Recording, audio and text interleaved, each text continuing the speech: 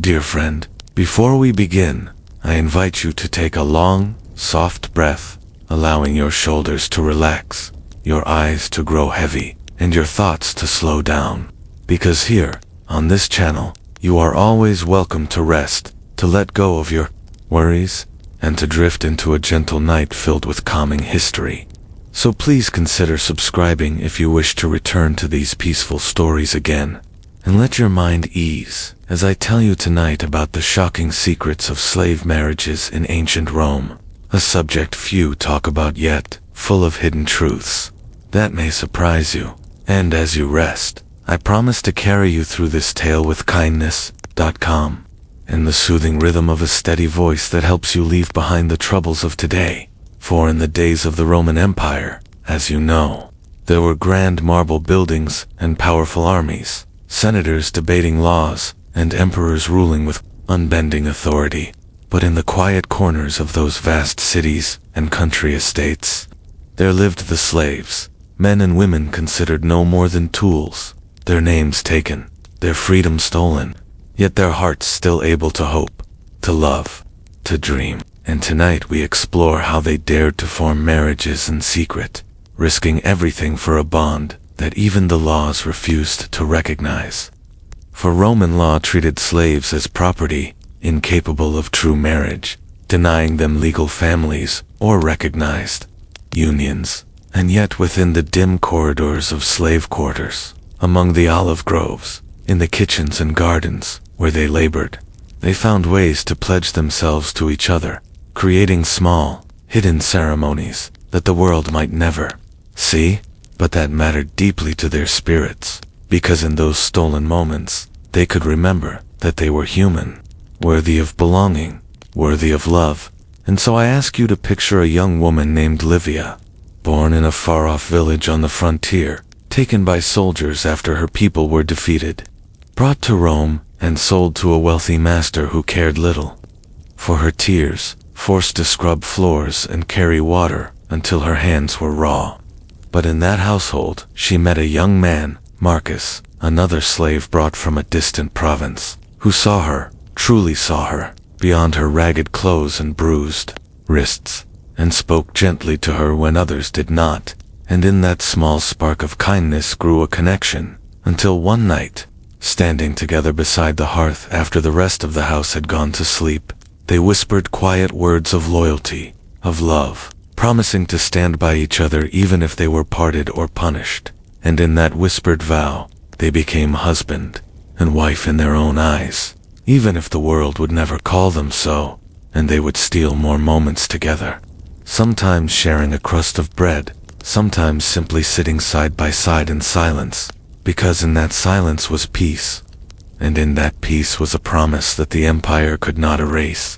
And as you breathe gently now, imagine the soft candlelight on their faces, their hands brushing together, their eyes filled with fear and courage all at once, for they knew that, if the master discovered their devotion, he might separate them, sell them to different owners, or even punish them severely. And yet they took that risk, because the longing to love was stronger than the fear of pain.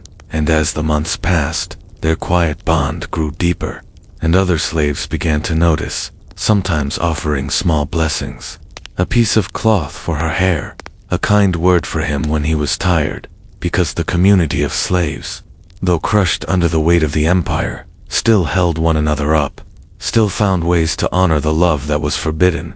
And Livia and Marcus dreamed of children, even though children born to slaves were considered the property of their master, a heartbreaking truth that made their hopes all the more fragile. Yet, they did not stop hoping, for hope was all they had. And as you relax more deeply into this night, know that their story is not unique, for across Rome, thousands of men and women in chains found ways to marry in secret, creating their own rituals with tokens instead of rings, perhaps a knotted string or a carved wooden charm, symbols passed from one hand to another in the night, hidden beneath tunics, treasured as a sign that someone cared, that someone would fight to remember their name. And these hidden marriages were sometimes blessed by elders among the slaves, older women who remembered their homelands, and who spoke words over the couple. Words that tied them together even if no priest ever would. And in these makeshift ceremonies, there was something sacred, something powerful, a quiet defiance that said even slaves could choose whom to love, and even if the law denied them families, they would build them anyway, brick by hidden brick, heart by wounded heart.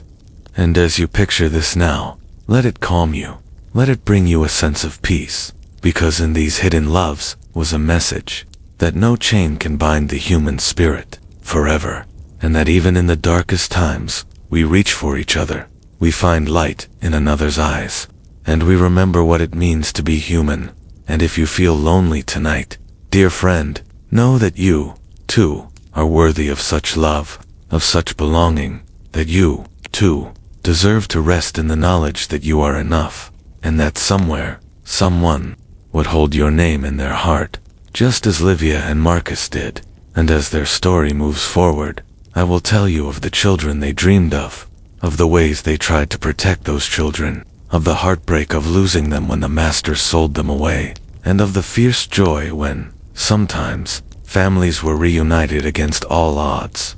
And these stories will carry you deeper into sleep, each one a gentle wave easing you toward peaceful dreams. And you may hear, as you rest, the soft hush of Roman voices, the quiet rustle of linen tunics, the faint glow of oil lamps in a stone corridor, and know that you are safe here, that no one can take these peaceful moments from you, that you are free to breathe, to dream, to let your mind wander through history's forgotten corners. And as I guide you, I will share more secrets of these forbidden marriages, of the hidden gifts exchanged, of the courage it took to stand together, of the punishments that loomed over every act of love, yet could never fully destroy it. And I promise to stay with you through the night, to keep telling these stories softly, until sleep welcomes you, calm and gentle, as you deserve. As the nights grew longer and colder in that vast city of marble and stone, Livia and Marcus continued to nurture their secret vow, building a fragile marriage in the shadows of a world that refused to call it real. And each day they faced the cruel reminders that they were owned, that even their dreams could be stolen, yet somehow they held on, weaving small moments of peace into their daily labor, a smile exchanged in the crowded kitchen, a stolen glance across the courtyard, a touch of the hand while carrying water from the well.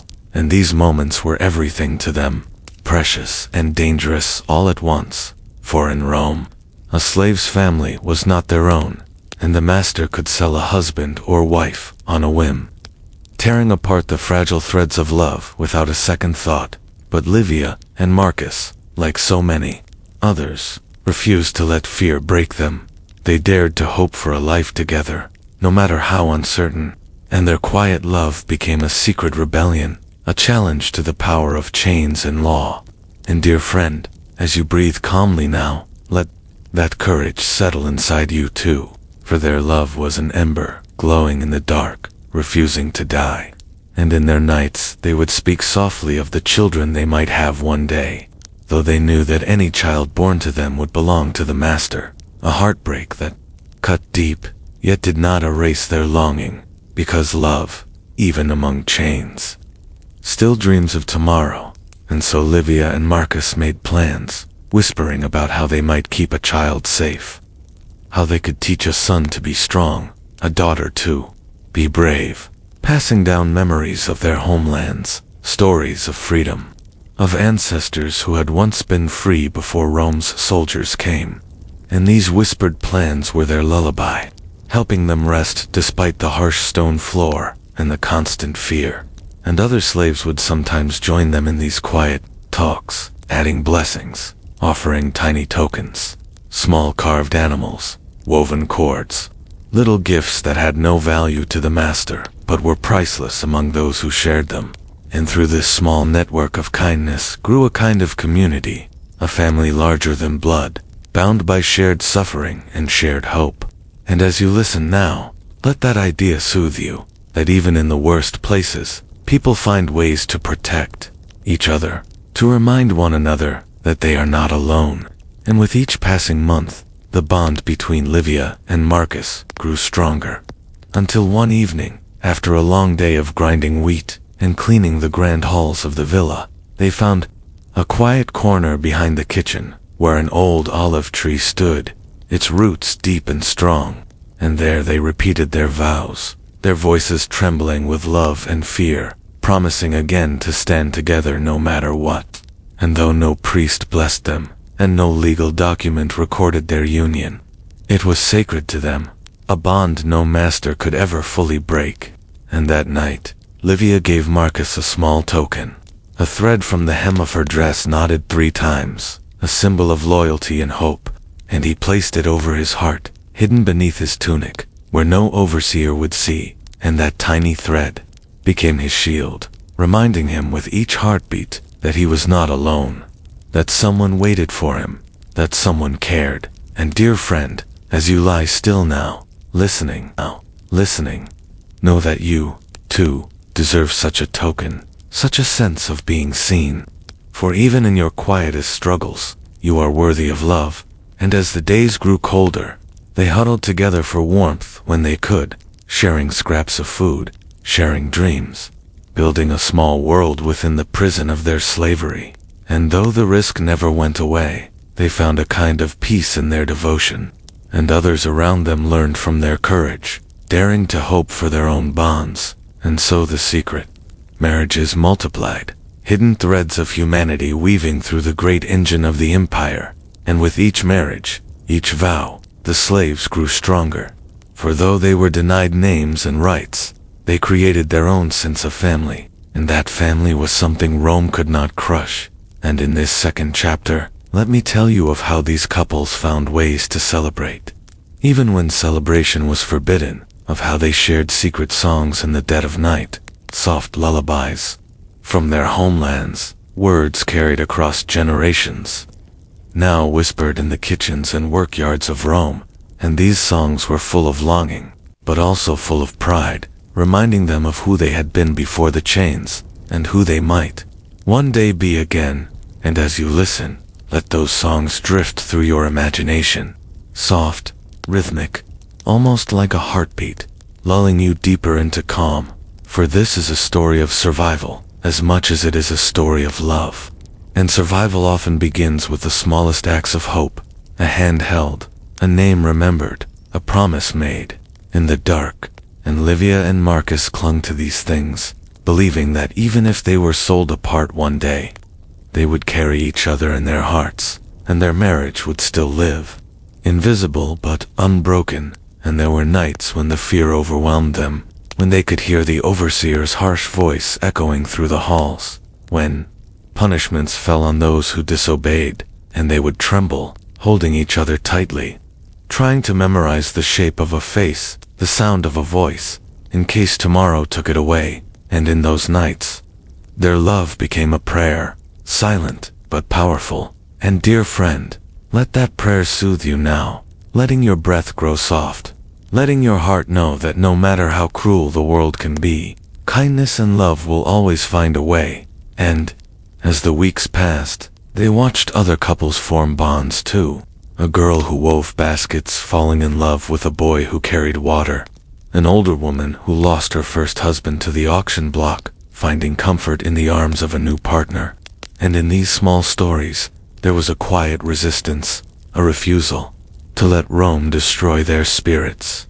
And Livia would sometimes gather the women in the evenings, telling them stories from her village, teaching them small blessings, tiny words of protection, so that when they whispered them over their husbands or children, they felt stronger, safer, more connected. And these rituals, so simple, became the roots of their own community, a kind of hidden church with no walls and no priests, just hearts, joined by hope. And dear friend, as you rest tonight, I hope you feel part of that same invisible family, where you are accepted, where your fears are heard, where your dreams matter, because you matter. And I will stay with you through each chapter of this story, helping you drift ever deeper into peace, until the night itself feels gentle around you, holding you like a kind embrace. And as Livia and Marcus finished their long day, they would sneak out to the garden, sometimes risking a few moments to watch the stars. Stars that looked down on them without judgment, stars that had seen every empire rise and fall, and they would wonder if their ancestors saw those same stars, and if perhaps, somewhere in that endless night sky, their names were still remembered, and in that thought was a comfort nothing could take away. And as you close your eyes, let those stars fill you with a sense of calm. Let them remind you that you, too, belong to something greater, to a world that is more than pain, more than fear, and I will be here, telling you softly of these secret marriages, their courage, their heartbreak, their hope, so that you can sleep knowing that love is always possible, even in the harshest places, and that your dreams tonight can be as free as the stars above Rome so long ago. As the seasons turned and the days grew warmer, the hidden marriages among Rome's enslaved people continued to grow, like quiet roots beneath the empire's mighty marble walls. And each day brought fresh worries, as well as small moments of grace, because, while Livia and Marcus continued to strengthen their secret bond, the masters around them grew harsher, worried about rebellion, tightening rules, ordering stricter patrols, searching for any signs that the slaves might grow too close, too united, and yet the hearts of the people could not be chained, and in small corners of the kitchen, in hidden spaces behind garden walls, in dark corners of the laundry, couples still found ways to meet, to whisper, to plan, and to dream. And dear friend, as you let your breathing slow, imagine the warmth of a Roman summer night, the air heavy with the scent of herbs, the distant song of a night bird, and two young lovers standing close enough to feel each other's heartbeat, even though they know an overseer's eye might find them at any moment. But still they stand, because love cannot be ordered away, and in these nights, they would talk of children, of names they hoped to give, of small futures that seemed impossible, yet gave them strength. And even though the law called any child of theirs the property of their master, their hearts refused to believe it, and they carved tiny charms out of scrap wood, whispered old blessings from faraway homelands, trying to claim at least a piece of the child's spirit for themselves. And Livia, who had once been so frightened she could barely speak, found her voice through these rituals, becoming a quiet teacher to the younger women, showing them how to braid small knots of thread, how to hide small blessings inside a child's blanket, how to keep a piece of themselves safe, no matter what. And as you listen tonight, I hope you feel that same courage stirring in you, the knowledge that even in dark times you can find a way to protect your own heart, because you are worthy, just as they were, and worthy of peace. And so the days passed, and the slaves labored from sunrise to nightfall, their bodies pushed to the breaking point, but their minds refusing to surrender. And sometimes they would gather in the dusk, after the master's house had gone quiet, telling each other stories of home, stories of rivers and fields, of simpler days before chains. And in these stories, they found a kind of medicine, something to soothe the wounds the empire left behind. And as you lie still now, let those stories reach you, as if you too are sitting among them in the fading light, sharing bread, listening to someone's voice, weaving a memory so gentle it makes you forget. For a moment, the iron on your wrists, and Marcus began to learn to carve small wooden toys for the children, leaving them in hidden corners where the children could find them. A secret gift from a secret father, and though the master never cared to notice, these small acts made the children smile, and in those smiles was hope, and that hope was priceless. And as the months moved forward, Livia and Marcus faced new trials, because their master, worried about rumors of escape, began selling slaves away in pairs, breaking up friends, families, husbands and wives, hoping to keep them weak. But these tactics only made their love more determined, and one night, as the threat of separation grew close, Livia and Marcus gathered their closest friends and repeated their vows again, promising that even if Rome tore them apart, they would meet again in spirit, that no ocean or border or master's decree could end their bond. And that night was heavy with tears, but also heavy with courage. And dear friend, I want you to hold that courage now. Let it rest in your chest like a warm flame, reminding you that no one can truly break you if you keep your love alive. And as they clung to one another, they spoke of dreams of escape, wild dreams of running to a place where no one knew their names, where no one could call them property. And though these dreams felt impossible, they shared them anyway, because even an impossible dream can help you survive another day. And in their hidden wedding ceremony, they repeated an old blessing, words from Livia's grandmother that no Roman would ever understand, words that tied their hearts together as surely as any temple vow. And that night they slept side by side on the cold stone, finding warmth in each other's breathing. And dear friend, as you listen, I hope you feel that same calm, that same steadiness, because you, too, are worthy of being held, of being seen, of being loved. And as the seasons shifted again, news came that another master nearby had punished a pair of lovers who dared to call themselves married, sending one to the mines and the other to a distant farm. And this news spread like wildfire among the slaves, filling them with dread, but also with a fierce determination to keep loving no matter the cost. Because if the masters feared their marriages, then their marriages must be powerful indeed, and that power was something worth protecting, worth fighting for. And so Livia gathered a few trusted women and taught them how to bless water with simple herbs, how to make small marks on the inside of clothing that could give courage. And these tiny hidden traditions, invisible to their owners, became a shield. And as you breathe slowly now, let that image fill you with calm, because you, too, can create your own shields in your life, your own small ways of standing strong. And the night went on, and the moon shone down on the villa, lighting the courtyards where so many hopes were buried. And yet in those hopes, flowers of courage still grew, unseen but alive. And Livia and Marcus continued to believe that even if they were forced apart, the children they dreamed of would carry their names, their blessings, their love. And as you lie down tonight, dear friend, let those blessings fall over you too. Let them protect you in your dreams, because your heart deserves peace, your mind deserves gentleness, and you are safe here, just as they tried to make each other safe. And the story will continue, as I will share more about how these hidden marriages endured, how they passed secrets down to the next generation, how songs became prayers, and prayers became courage, and courage became a kind of freedom. And this freedom, so small yet so powerful, lives on even now, waiting to be remembered, waiting to help you sleep a little easier. Because every act of love, no matter how hidden, no matter how fragile, is a rebellion against cruelty. And that is the story I will keep telling, gently, until your dreams come to gather you and carry you far from worry, into a night as peaceful as the stars that once shone above Rome, where two slaves held each other in secret and promised that no empire could ever steal their hearts.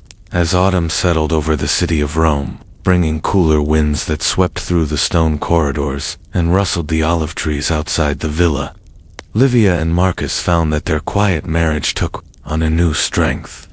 For the challenges they faced seemed only to deepen their commitment, and though they remained the master's property, and though the law refused to see their bond as anything more than an illusion, they knew in their hearts it was real, and in the eyes of their friends who watched them with a kind of awed respect, it was as binding and true as any official union. And dear friend, as you breathe calmly tonight, imagine them moving through their days with small, secret signs of devotion, a hidden touch as they passed in the hallway, a whispered good night before collapsing on their hard sleeping mats, a piece of bread saved and shared between them when food was scarce. For these small rituals built a world the masters could not destroy. And as the harvest approached, the slaves were driven harder, working long hours to carry grain, to prepare storage jars, to sweep the great halls for visiting guests, and the cruelty of exhaustion threatened to break their spirits. Yet somehow, love remained, a flame that would not go out. and there was talk among the slaves that a new overseer had been hired, a man known for his suspicion and sharp eyes, a man who took pleasure in discovering forbidden gatherings and punishing those who dared to hope. And this fear rippled through the community, causing even the strongest men to hesitate before reaching for a friend's hand. But Livia and Marcus refused to let terror steal what little peace they had built, and so they continued to meet, sometimes in the early morning, before the sun rose, sometimes late at night, when the rest of the house was sleeping, and on these stolen visits, they would share news of the other couples. Of a woman who had lost her partner to the mines, but who still wore his carved wooden charm around her neck. Of a man who risked beatings to sneak away and see his wife in the nearby farm estate. And in these stories there was pain, yes, but also so much bravery. And dear friend, as you listen, I hope you feel that bravery settle into you, reminding you that even in darkness there can be light. And the two of them decided to plan something they had not dared before. A small celebration of their vows, to be held quietly in a hidden corner of the gardens where the broken statues of forgotten gods stood, a place no one visited anymore. And they invited a few trusted friends, those who had shared their burdens and their dreams, and asked them to bear witness. And on the chosen night, with the stars shining above, Livia and Marcus stood hand in hand, repeating their promises, this time with voices that trembled less. For they had survived so many storms together that their faith in each other had grown unshakable, and their friends formed a small circle, whispering blessings, some in languages Rome had never bothered to learn, and someone played a soft tune on a reed flute, a melody so gentle it brought tears to Livia's eyes.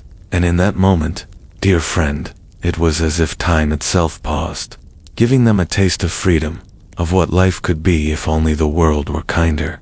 And they held on to that feeling, carrying it with them back into their daily toil. And though their hands grew rough and their backs ached, their hearts were lighter, knowing they had found a love that refused to die. And so the weeks passed, and the new overseer arrived, his gaze cold and suspicious, prowling through the slave quarters at night, searching for signs of defiance. And his presence brought fear back into every conversation, made the women clutch their children tighter, made the men speak in hushed voices. But even this could not fully stop the secret weddings, because the need for connection was stronger than the fear of punishment. And one night, Livia was caught slipping away to see Marcus, and the overseer cornered her, demanding to know what she was doing, where she was going. And though her heart pounded with terror, she remembered Marcus's words, to stay strong, to stay calm, and she told the overseer she was only going to fetch more water. A lie so small it seemed believable, and he narrowed his eyes, but let her pass. And her legs shook as she walked away, knowing how close she had come to being dragged into the courtyard for punishment. But she did not stop. She went to Marcus, told him everything, and they held each other as if the world might end tomorrow. For every stolen moment felt even more precious when danger pressed so close.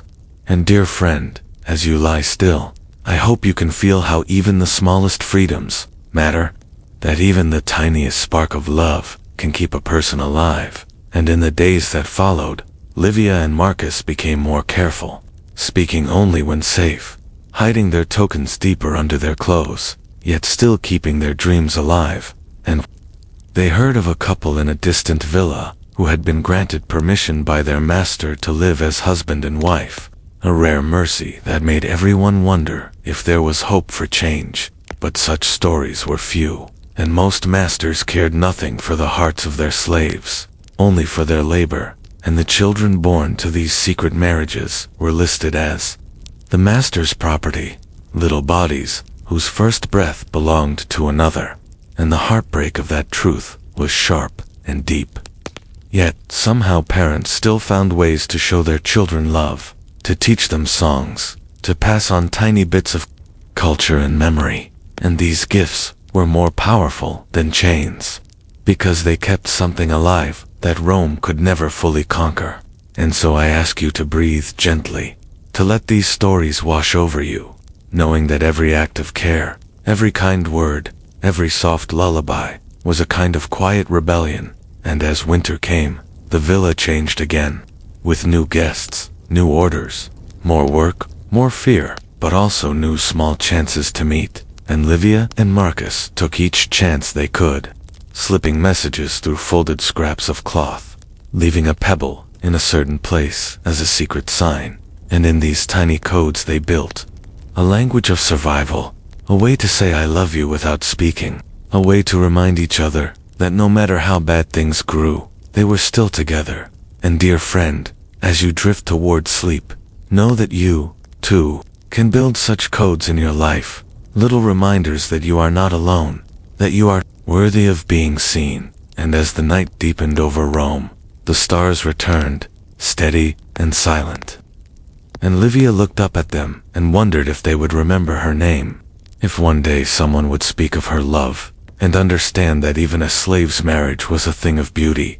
And I will tell you, dear friend, that I am here to remember it for you, to share it, to hold it in my voice so you can rest knowing that their love was not lost, that it still shines somewhere, a tiny flame in the vast dark, reminding us all that even in chains, the heart remains free. And as you breathe softer now, let that freedom fill you, so your dreams tonight may be calm and peaceful, warmed by the courage of those who dared to love in the most impossible places. The cold winds of the Roman winter had returned, sweeping through the halls of the villa with a chill that made every slave's bones ache. Yet in that bitter season, the hidden love between Livia and Marcus found ways to burn ever brighter, because each small act of devotion warmed them against the cruelty of the world.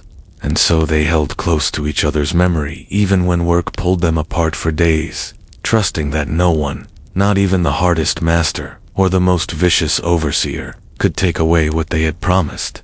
And in those days, Livia began to teach the younger girls who had been newly brought to the estate with terrified eyes and trembling hands, about how to protect their hopes, how to hold something back for themselves. And she showed them how to hide small charms inside their clothes, a knotted thread here, a tiny scrap of woven cloth there, to remind them that they were human and worthy. And the girls listened, hungry for any lesson that might keep their spirits whole. And dear friend, as you listen now, I want you to know that you, too, can hold something safe inside yourself, something no one else can claim, a hope, a memory, a dream, and that secret place belongs only to you. And in this chapter of their story, Livia and Marcus faced perhaps the hardest truth of all, that the child they dreamed of, should one day come, would belong in the eyes of the law to the master, a child born into chains. And yet they could not stop dreaming, could not stop picturing a small boy or girl running through the villa's garden, laughing in freedom, even if that freedom was only a dream. And each night they whispered those dreams into the darkness, letting them soften the sharpness of their fear. And in that way, they planted hope like a seed, watering it with every stolen word, every quiet promise. And among the other slaves, these stories grew too, until more and more couples took secret vows, standing by broken columns or in dusty corners of storage rooms, weaving together their pain and courage into something that felt like family. And as you lie still now, I hope you can feel how powerful that is, that even without permission, even without protection, they dared to call each other husband and wife. They dared to love, and that courage is worth honoring, because it shows that the human heart is stronger than any law. And so the winter days passed, harsh and cold, with the slaves working to stack firewood, to haul water, to scrub the floors until their knuckles bled. But at night, small kindnesses made it bearable. A loaf of bread shared, a song hummed in a voice so soft it was almost a prayer, a pair of hands held beneath the pale lantern light. And in these moments, they remembered who they were, remembered that their ancestors had once been free, and that no empire could ever change their souls. And in those evenings Livia and Marcus found comfort in watching the stars, believing those same stars might have shone on their grandparents, believing they were not alone in their pain. And dear friend, let that thought help you breathe more. calmly tonight, because you, too, are never alone, even when the world feels harsh. And your story, too, is worthy of being seen. And as you drift deeper, I will tell you of how they tried to protect each other when the overseer grew suspicious. Again, his footsteps heavy in the corridors, his eyes sharp with cruelty, and he began to ask questions about why certain slaves spent time together, why they shared scraps of food, and the fear arose like a tide, threatening to wash away every fragile bond. But they found ways to answer carefully, to hide their true hearts, to pretend they were nothing more than workmates. And Livia's hands shook each time she spoke to him, but she reminded herself of Marcus, of their vows, and her voice stayed steady. And Marcus, too, learned to mask his love with a blank stare, though every part of him burned to protect her. And in these small acts of pretending they showed a different kind of bravery, the bravery of surviving one more day. And day by day they wove a net of trust among their closest allies, sending coded messages, warning each other when the overseer grew too curious, moving their meetings to safer corners. And through this constant dance of fear and hope, they held their marriage alive, breathing life into it with every stolen moment. And as you listen tonight, let those small victories comfort you, because even the tiniest step toward hope is worth celebrating.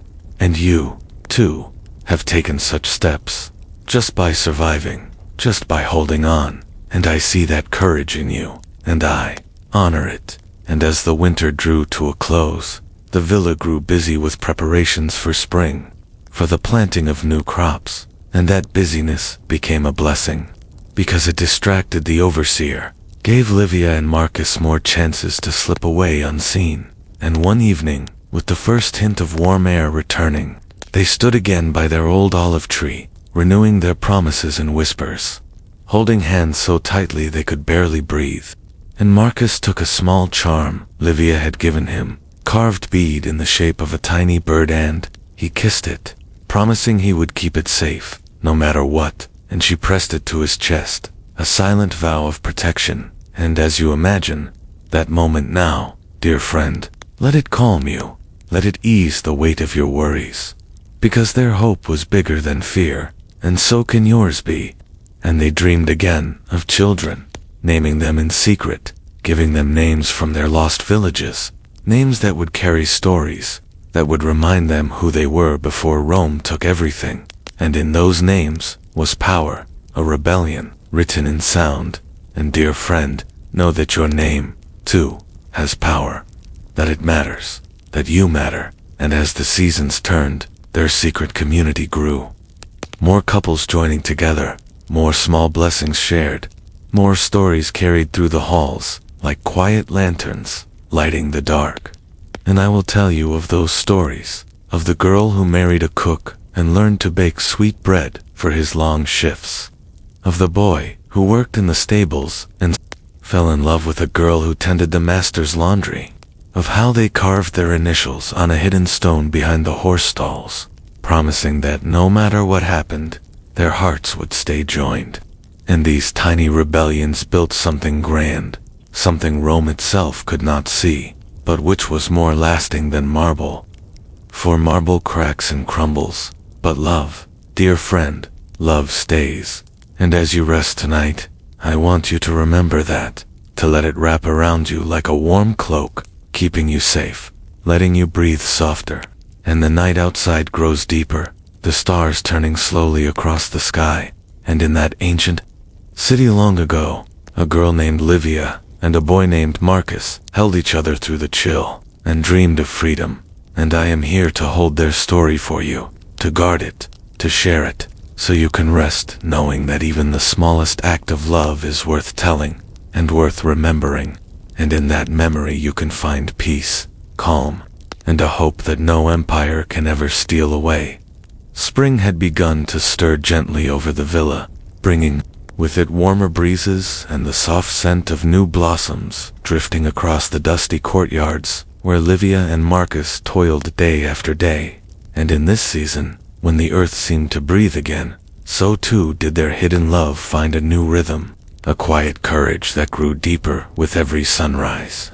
because they had learned across so many trials that what they held between them was precious beyond measure, more valuable than any coin or title. And though the world might see them as nothing more than tools to be used, their hearts refused that lie, insisting instead on their own truth. And dear friend, as you settle into your rest tonight, imagine the two of them moving among the olive trees in the soft twilight, their hands almost touching, their eyes bright with a mixture of fear and hope. Because hope, even the smallest spark, has a way of lighting the darkness. And so it was that in these spring evenings, they found moments to speak of their future, of the children they still longed for, of how they might pass down memories of grandparents who had once been free.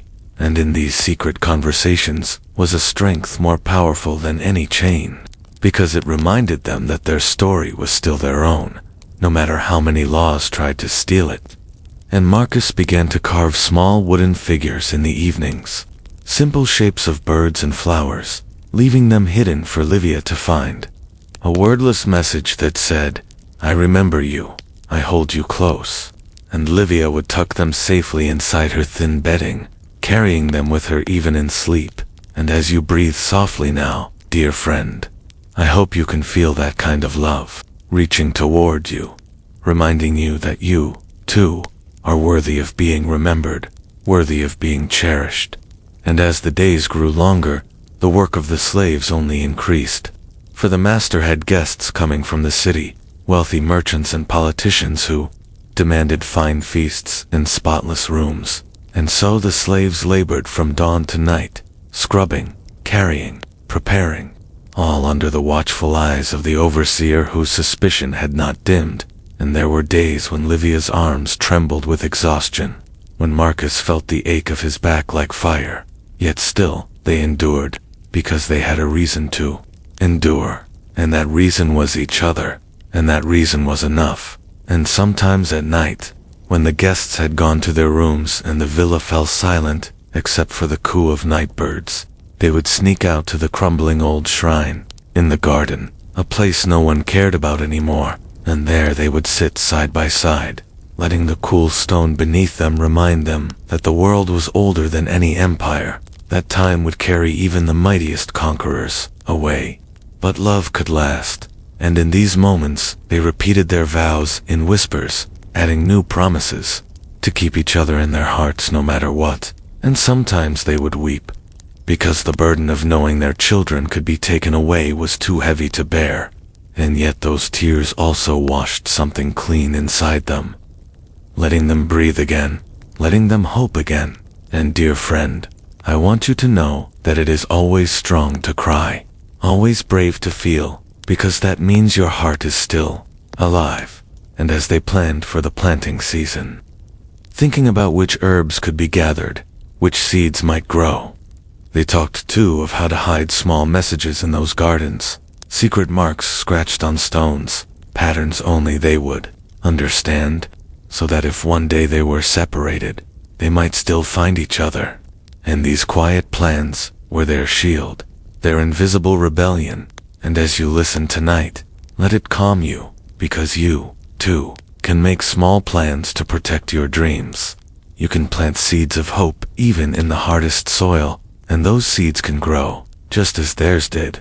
And the other slaves watched Livia and Marcus with a kind of reverence, because their bond reminded everyone that even in a place built to break the spirit, people could still choose to love, and in that choice was freedom. And so others began to ask for Livia's blessing, young couples who wanted to stand together against the cold, who wanted to call each other husband and wife, even if Rome would never recognize it. And Livia would share her stories, tell them of the small charms, the blessings, the ways to hide what was precious.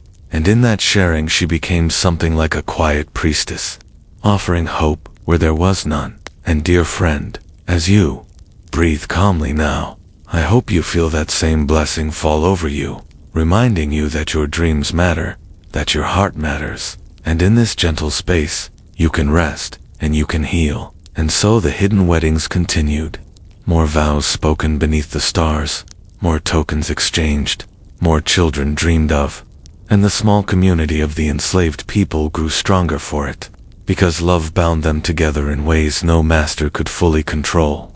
And sometimes, in rare moments, even the masters noticed, and though most turned away in disgust or indifference, a few recognized the power of such loyalty, and chose to keep couples together rather than tearing them apart.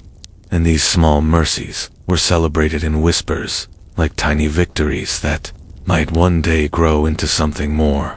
And as Livia and Marcus continued their hidden life, they found courage in these stories, letting them nourish the hope that someday they might see true freedom, and if not for themselves, then for their children. And so they taught those children every song they could remember, every scrap of language from their villages, every story of who they had been before chains, so those children would carry something unbroken inside them, something no empire could erase. And dear friend, let that thought steady you now, because your story too deserves to be remembered. And you deserve to rest with the knowledge that you are enough. And as the nights grew warmer, the air soft with the coming of summer, Livia and Marcus planned another secret ceremony, a kind of renewal of their promises, and this time they invited more witnesses, because they wanted their love to stand as proof, to say to the world that no amount of cruelty could crush them. And in the old shrine they gathered, lit a single flickering lamp, and spoke their vows again, with voices that no longer shook. And though no priest stood over them, though no scroll recorded their names, it was holy, it was real, it was theirs. And dear friend, as you rest tonight, let their courage give you peace. Let it remind you that even the smallest act of devotion can change the course of a life, and you are worthy of such devotion. You are worthy of gentleness and safety in dreams. So breathe softly now, let your heart ease, and let these stories lull you deeper into calm, because together we will remember them, together we will keep their hope alive, and together we will rest in the quiet truth that love, in all its humble forms, is stronger than any chain, and always will be.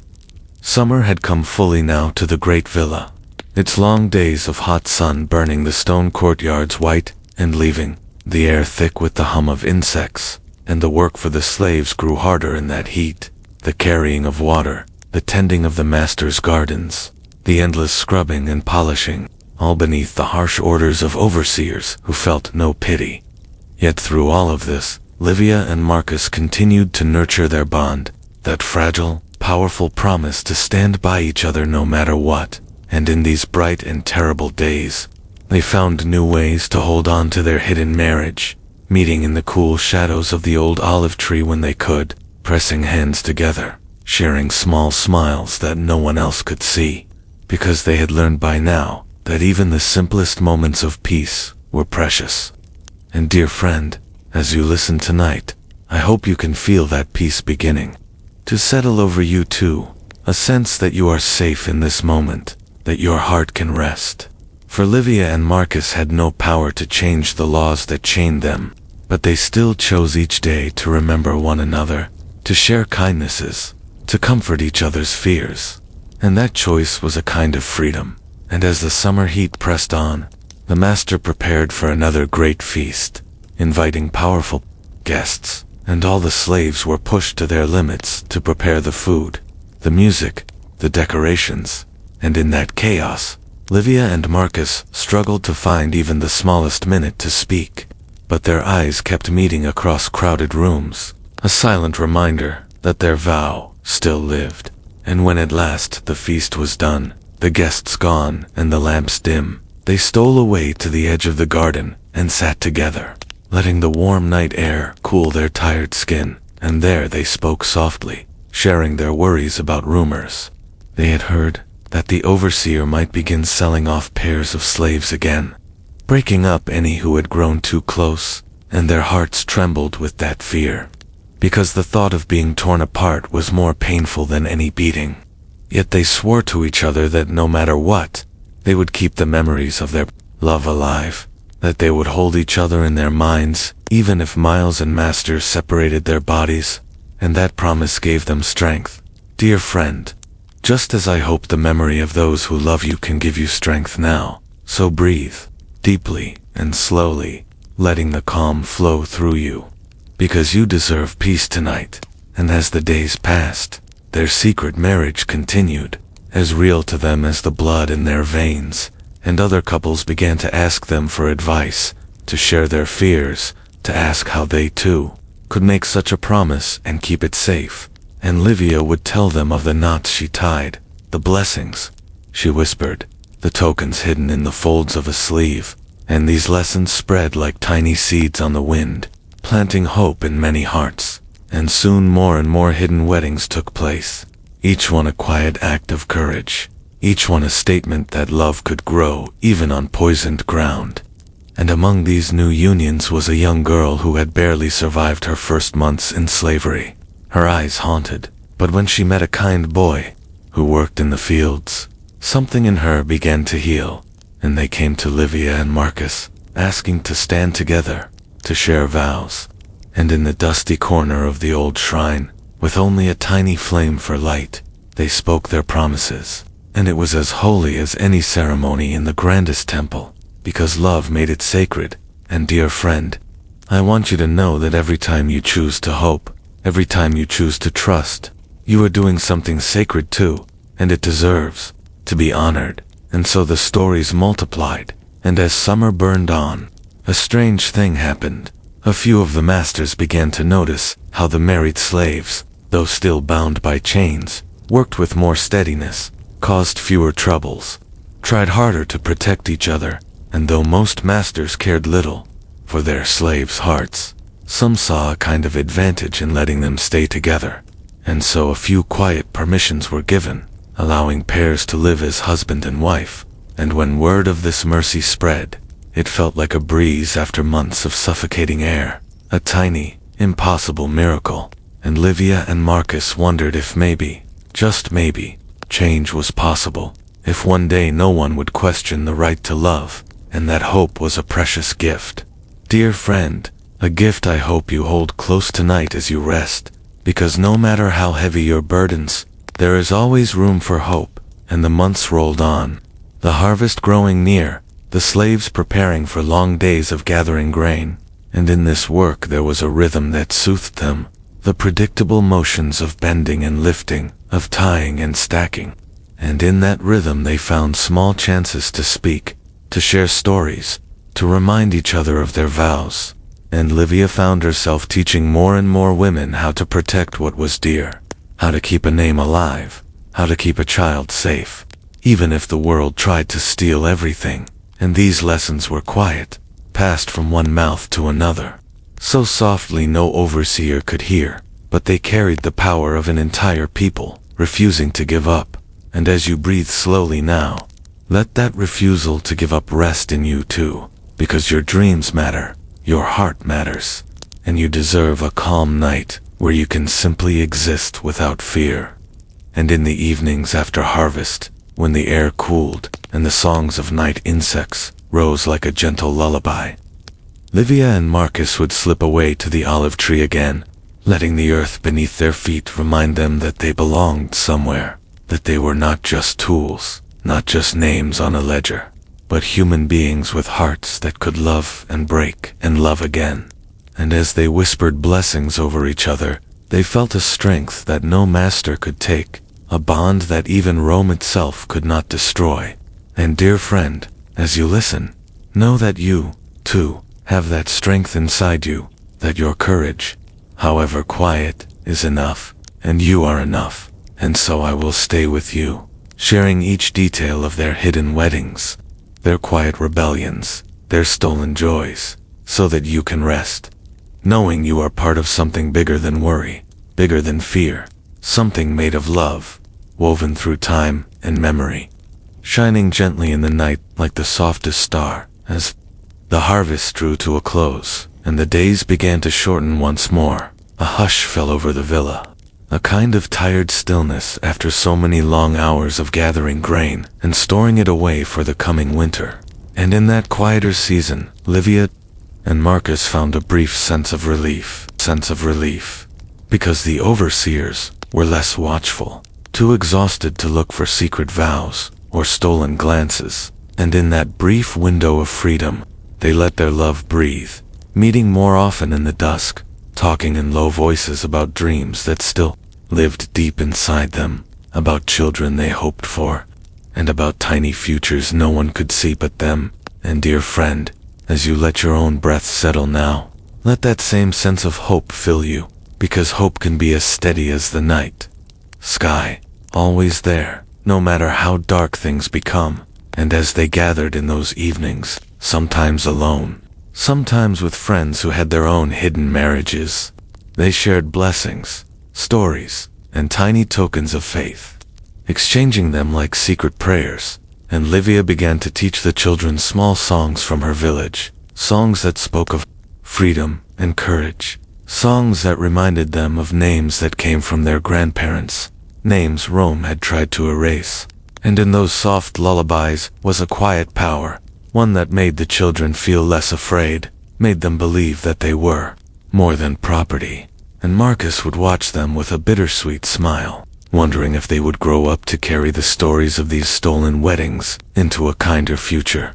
And the thought of that possibility helped him endure another day, because in each child's face was a promise, a seed of tomorrow. And as you breathe gently, dear friend, I want you to hold that same seed inside you, a tiny spark of tomorrow that no one can steal. And so the community of hidden marriages continued to grow, each new couple weaving their vow into the fabric of resistance.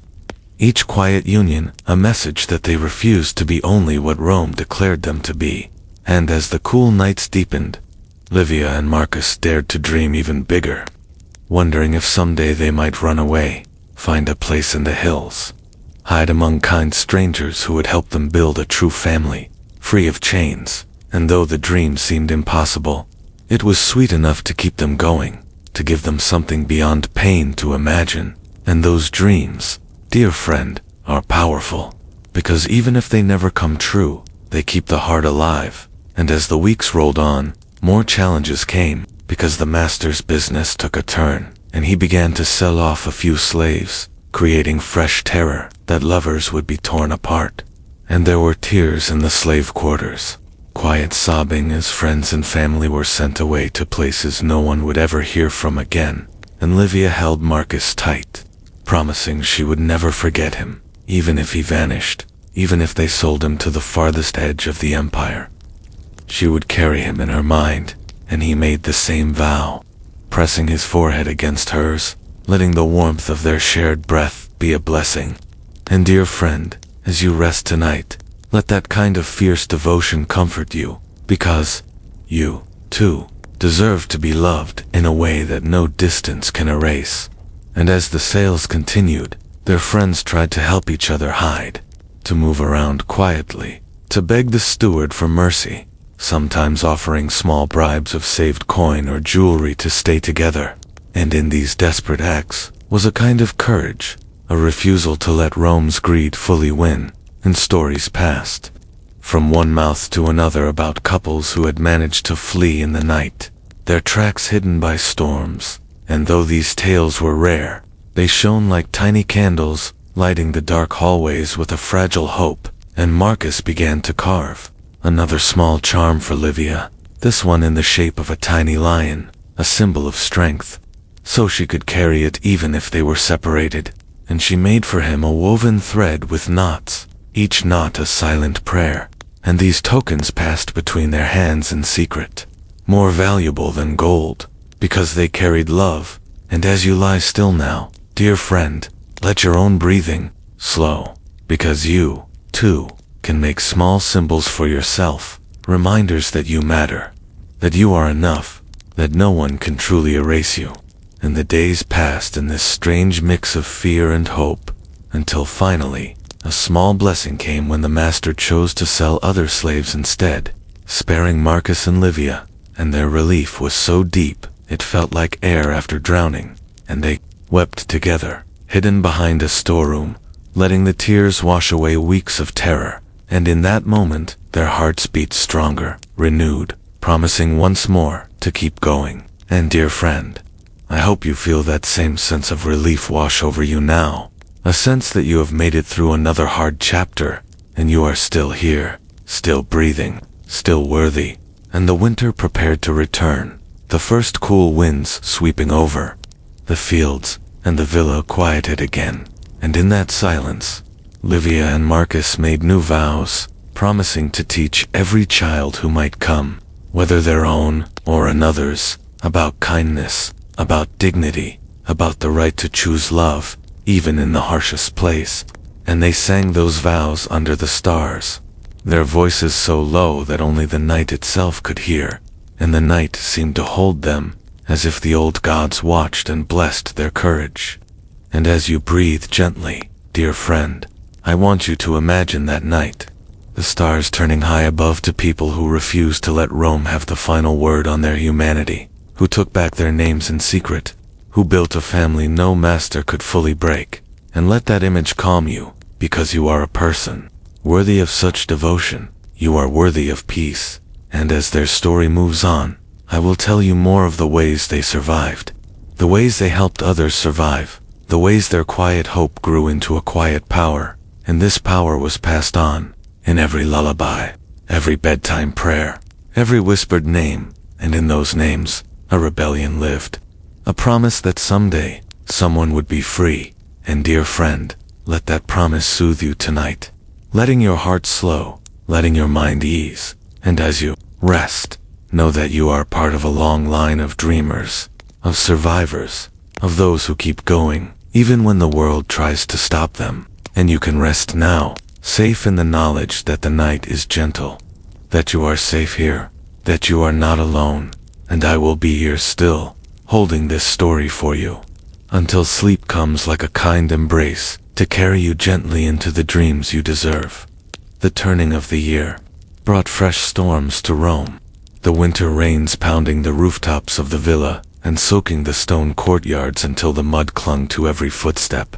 And though the world seemed cold and gray, Livia and Marcus found a new kind of warmth in one another, because they had survived another year together, had held their promises through the changing seasons, had faced every threat, and still managed to hold on to their love. And in those quiet evenings, when the rain drummed like a lullaby on the worn roof tiles, they would sit close, sharing a single thin blanket, talking in soft voices about the future, about what they might do if they ever gained freedom, about what names they would give their children, and how they might teach them to stay brave.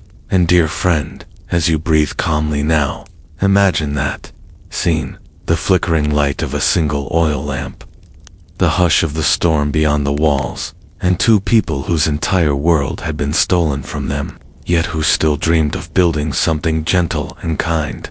Because even in the hardest moments, the heart will look for hope. And in those conversations they reminded each other of everything they had learned, of the small tricks to keep a secret wedding safe, of the ways to hide a token, of how to find a moment of peace, no matter how busy or dangerous the day. And as other couples watched them, their courage spread like a quiet fire, teaching so many that love was a language Rome could never truly silence. And so more secret weddings blossomed in the darkness.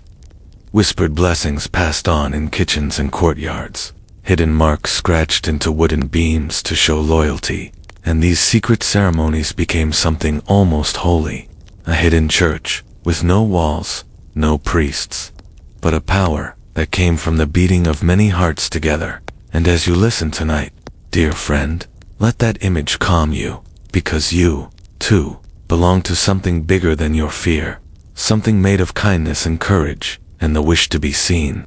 And through the winter, the overseer's suspicions returned, because he had heard rumors of these unions, had noticed that certain slaves worked better together, trusted one another more deeply, and he began to question them, asking where they went at night, what they spoke of when they thought no one listened.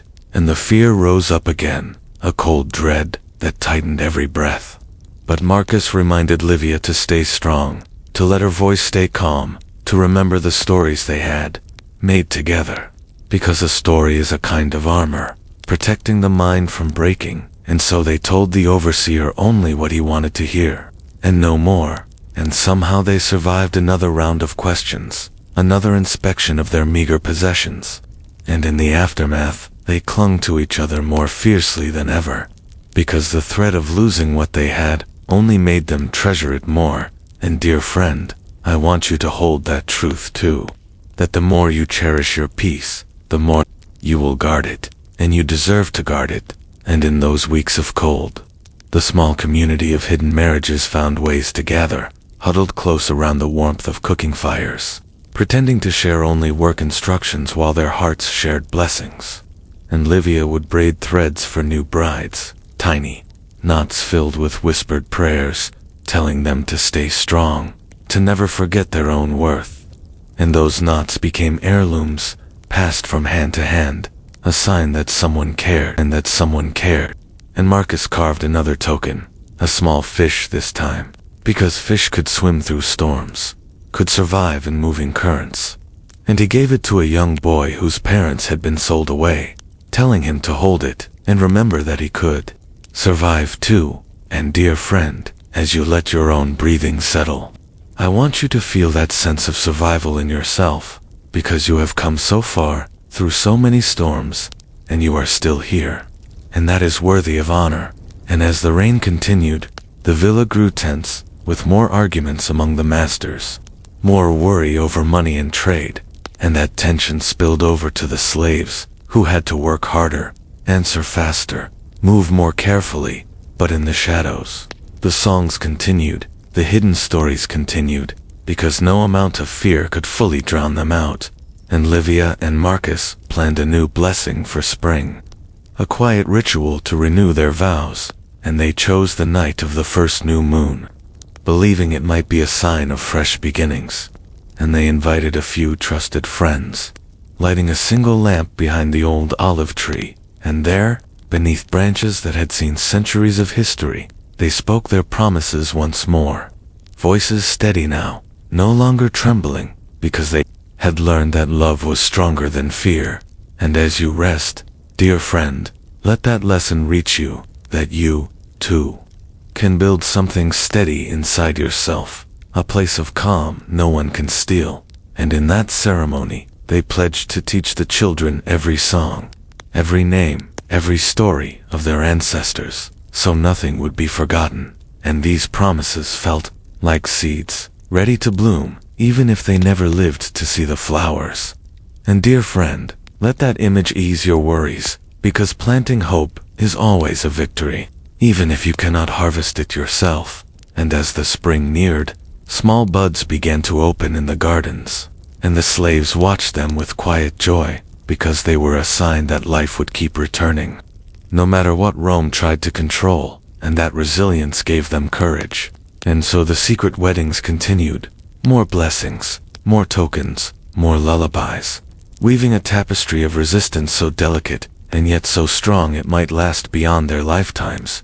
And I will hold these stories for you, sharing them night after night, until sleep takes you gently, reminding you that love, in its truest form, is always a rebellion against darkness, and that rebellion is your birthright, just as it was Livia and Marcus's. So breathe softly now, dear friend, and let this gentle night wrap around you like a comforting cloak, holding you safe, holding you calm, and letting you rest in the knowledge that no chain is stronger than the human heart.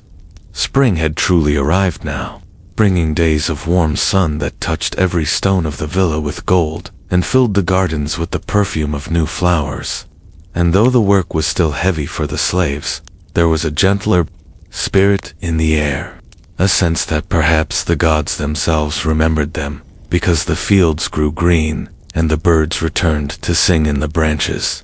And this new season brought a new wave of secret weddings, as more and more of the enslaved people looked to Livia and Marcus for help in blessing their vows, their courage inspired by the quiet strength of that couple who had held their promises through every harsh test. And dear friend, as you breathe softly tonight, let that sense of hope fill you too, because no matter how tightly the world may try to control you, there is always a way to claim a small freedom in the heart.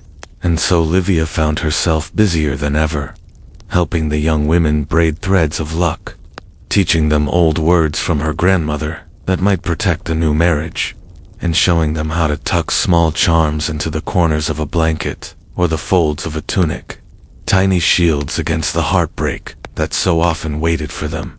And Marcus worked beside her when he could, sharing stories with the younger men about how to stand firm, how to hold a vow safe in the mind even if the mouth dared not speak it. And through these quiet lessons, a secret family grew, one made not of blood but of hope, bound together by the simple wish to love and to be loved. And these ties were stronger than any overseer's whip, because they lived in the hidden places where no master could fully reach. And as the villa filled with the voices of visiting merchants and nobles coming to trade for spring goods, the slaves moved around them like shadows, serving their meals, cleaning their rooms, carrying endless buckets of water, all while protecting their own secrets. And there was a quiet pride in that hidden life, a sense of dignity in refusing to let even the harshest masters steal every last piece of the soul. And in the evenings, Livia and Marcus would slip away to the old olive tree again, their favorite place, where the roots grew deep into the earth, like their own story, and they would sit together, sharing crusts of bread, talking about their dreams, about the names they might give their children, about how they would teach them to sing. And sometimes they would cry together too, letting the pain of knowing those children would be born into chains wash through them. But they never let the tears drown their hope, because even a dream is worth having, even if it never comes true. And dear friend, as you listen now, I hope you allow your own dreams to rise, without judgment, without fear, because dreams keep us alive, and you deserve to dream. And so the days moved on, the sun growing stronger, the fields turning lush, and rumors came of uprisings far away, of slaves breaking free and running to the mountains. And these stories spread like wildfire among the villa's workers, bringing both fear and a strange excitement, because if one group could escape, then maybe others could too. And though Livia and Marcus knew how dangerous rebellion could be, they still held the dream in a quiet place in their hearts, a tiny flame that said maybe someday, somehow, they might find a place to live, truly free. And that tiny flame kept them steady as the overseer grew harsher again, worried by the rumors, watching every move, demanding answers to every small question. And they answered carefully, moving like dancers around his suspicions, refusing to betray themselves or their friends. And though the tension felt like a weight on every breath, they held fast, because they had survived worse, and they would survive this too. And in those long days, Livia reminded the other women to share their stories, to keep their songs alive, because a name spoken is a name remembered, and memory is a kind of freedom.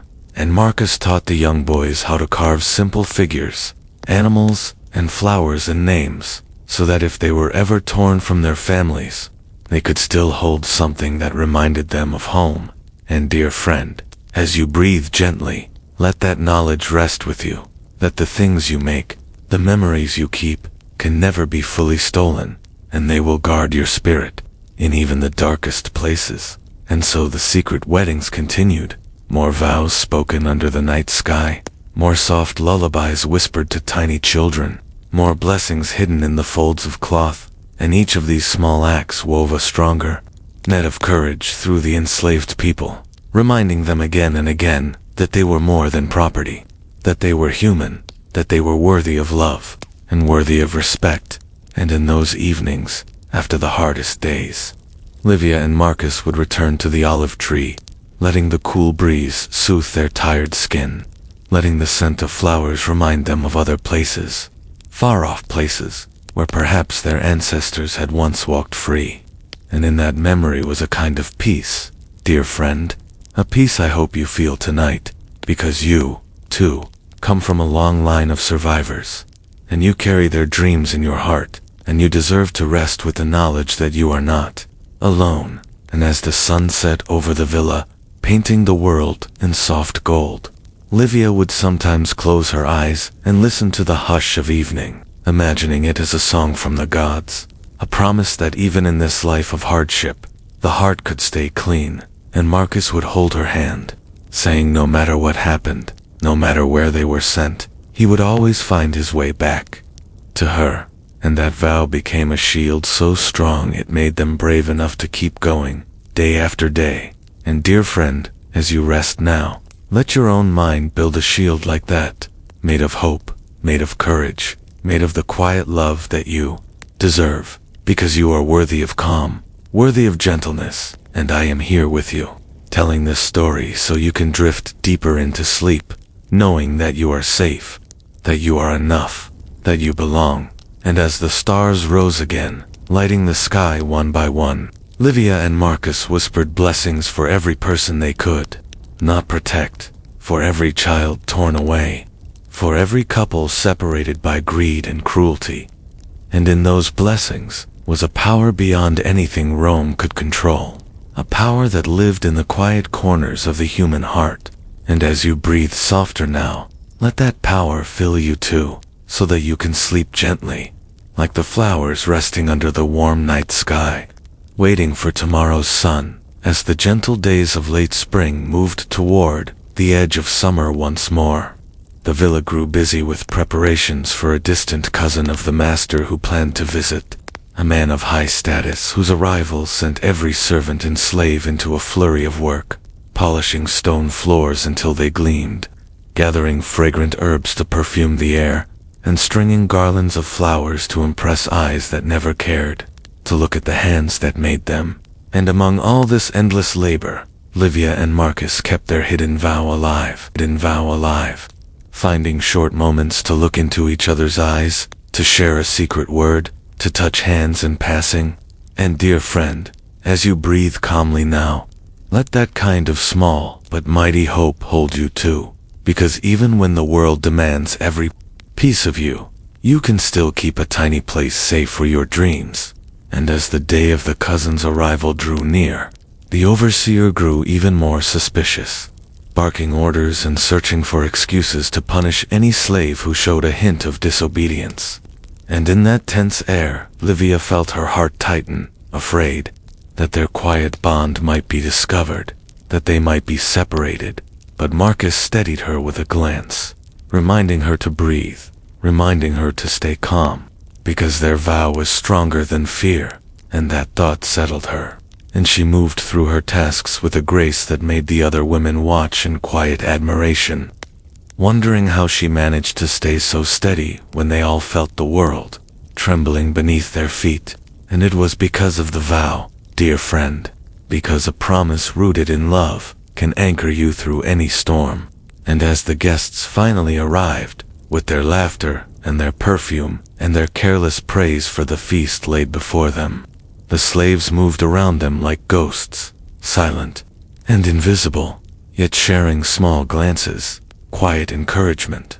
And Livia watched the children running in the courtyard, children who did not yet know they were slaves, children whose laughter rang free, even if their future was already written. And her heart ached, wanting for them a tomorrow where they could laugh without chains. And so that night, after the feast ended and the lamps burned low, Livia gathered a small group of women in the laundry, showing them how to braid a protective knot into their children's clothes, how to whisper blessings that might shield them, even a little, from the cold truth of their world. And as you rest now, dear friend, I hope you feel that same blessing settling over you, a promise that you are seen, that you are held, and that your dreams matter. And Marcus, too, found a quiet moment to slip a carved charm into the hand of a young boy who had no father left, telling him to remember that someone believed in him, that he was strong, and that he was never alone. And these tiny gifts, dear friend, might seem so small, but they carried more power than any sword, because they carried love. And love is the strongest rebellion of all. And in the days that followed, the cousin's visit passed in a blur of demands, of scoldings, of endless chores. But through it all, the secret community of hidden marriages held strong, their vows woven tighter each day. And in stolen minutes between one task and another, they shared small stories, told each other of hopes for spring planting, of dreams of escape, of old songs from their grandparents, and these stories kept their spirits breathing. Even when the overseer's eye was sharp as a knife, and dear friend, as you listen tonight, let those stories be yours too. Let them carry you deeper into calm, because you, too, have survived storms, and you, too, deserve to rest. And when the cousin finally left, the villa sighed with relief. The master in a better mood because his relative had praised the household, and that small happiness meant fewer beatings for a while, fewer harsh punishments. And in that breathing space, Livia and Marcus planned another renewal of their vows, gathering their friends in the night, lighting a single hidden lamp near the crumbling shrine, where the olive branches cast gentle shadows, and they spoke their promises again, their voices stronger than ever, because they had seen that even Rome's harshest rules could not truly erase the truth of their love. And in that moment, dear friend, they felt free, and I want you to feel that freedom too, even if only for tonight, because peace is a right, and you are worthy of peace. And as they sat together afterward, sharing a crust of bread, Marcus told Livia he dreamed of someday carving their names into the roots of the olive tree, so deep that no one could scrape them away, and Livia smiled, saying she would carve hers right beside his, and together they would leave a mark that even time might remember, and that hope settled in their hearts like a warm flame, carrying them through the days that followed, and the stories of other hidden weddings continued to ripple through the villa, giving courage to couples who had almost given up, helping them remember that love was worth the risk.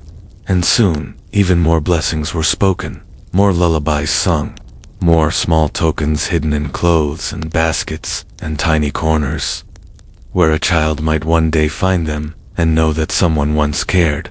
And as you breathe softly now, dear friend, let that thought comfort you, because you, too, are worthy of being remembered, worthy of being loved, worthy of a place in someone's story.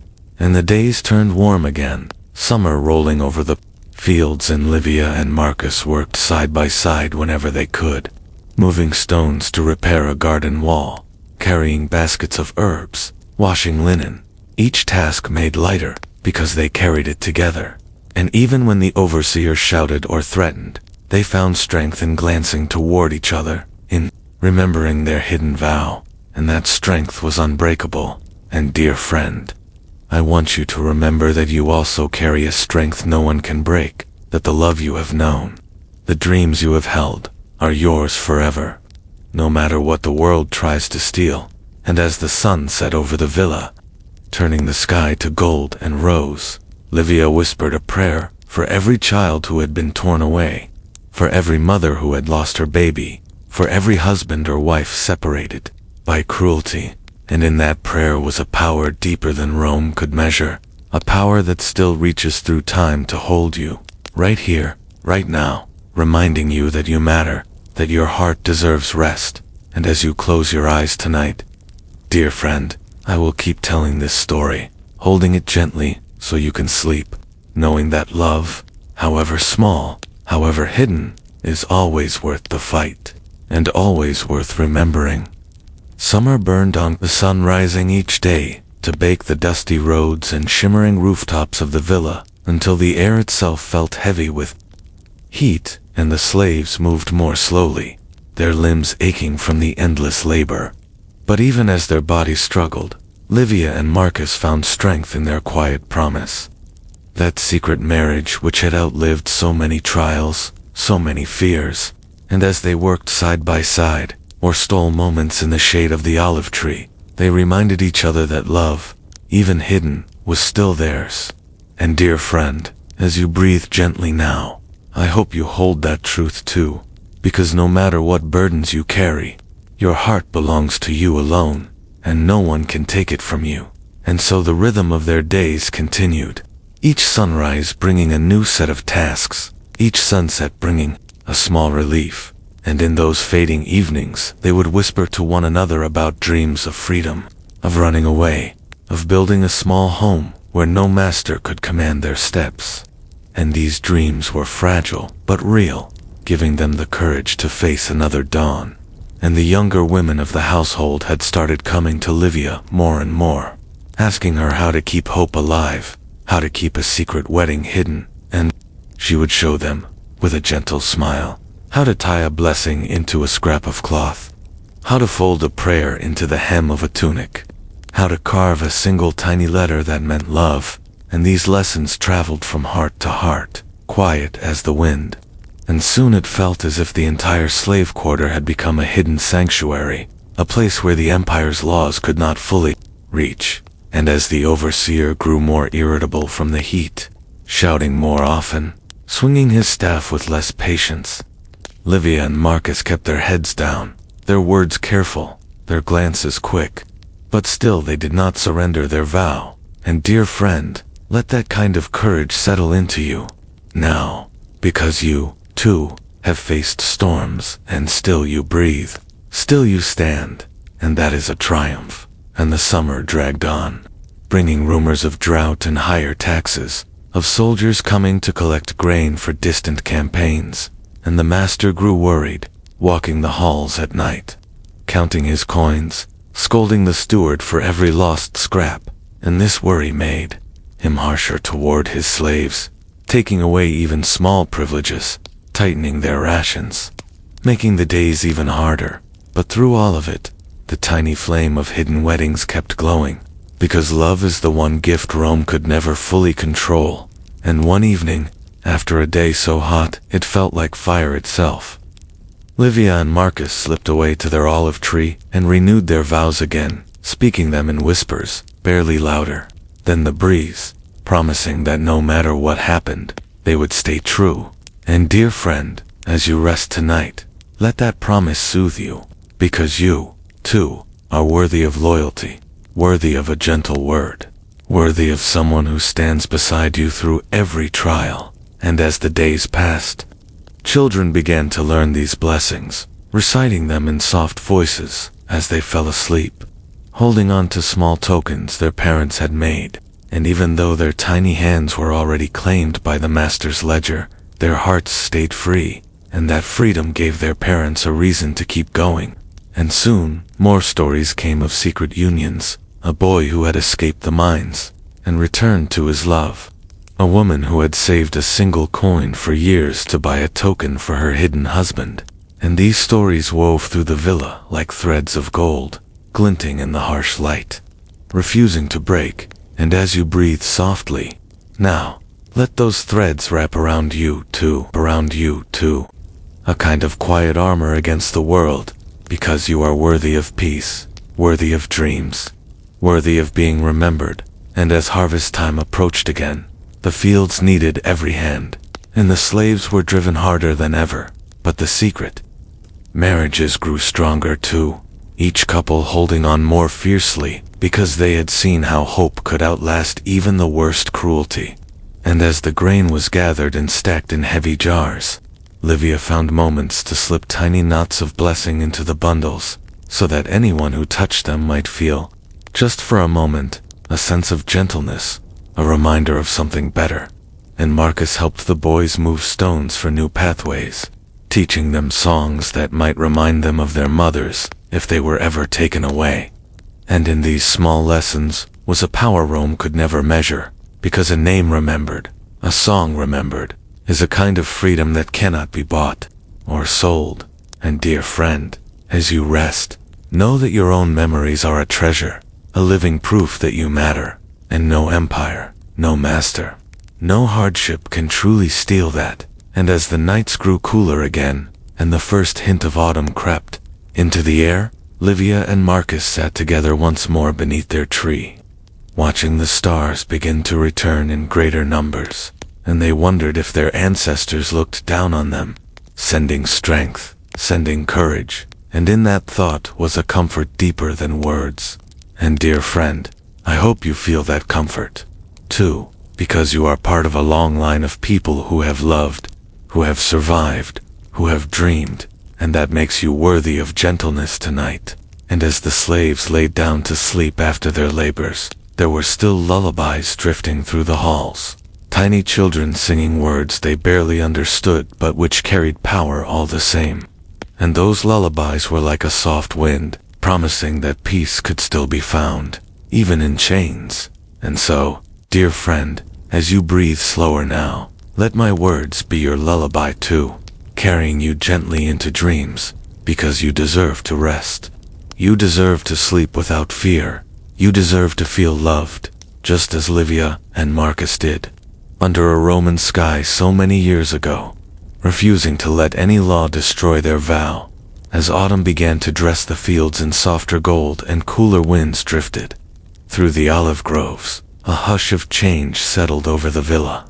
The masters worrying about their harvest profits, while the slaves worried only about surviving each new day. And in this shifting season, Livia and Marcus continued to guard their secret vow, their marriage that had outlived every threat.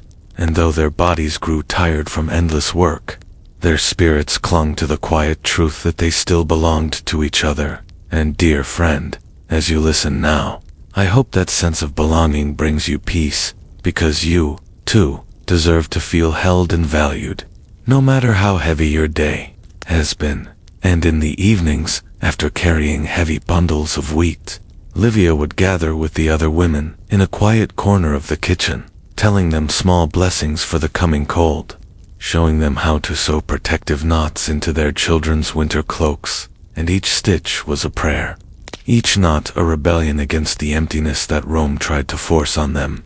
And Marcus helped the boys stack firewood, teaching them simple songs to keep courage alive, songs that reminded them of stories about heroes and ancestors from their lost homelands.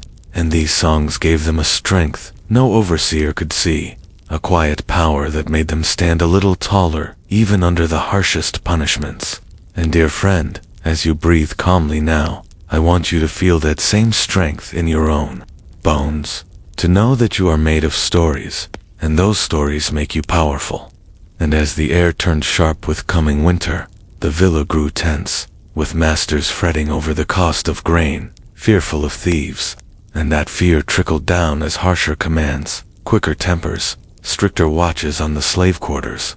But through it all, Livia and Marcus found small spaces of peace, a single moment at the washing basin to press their hands together, a shared crust of bread behind a storage jar, a look across the courtyard that said, "I still see you, I still remember you." And those looks were enough to keep hope breathing.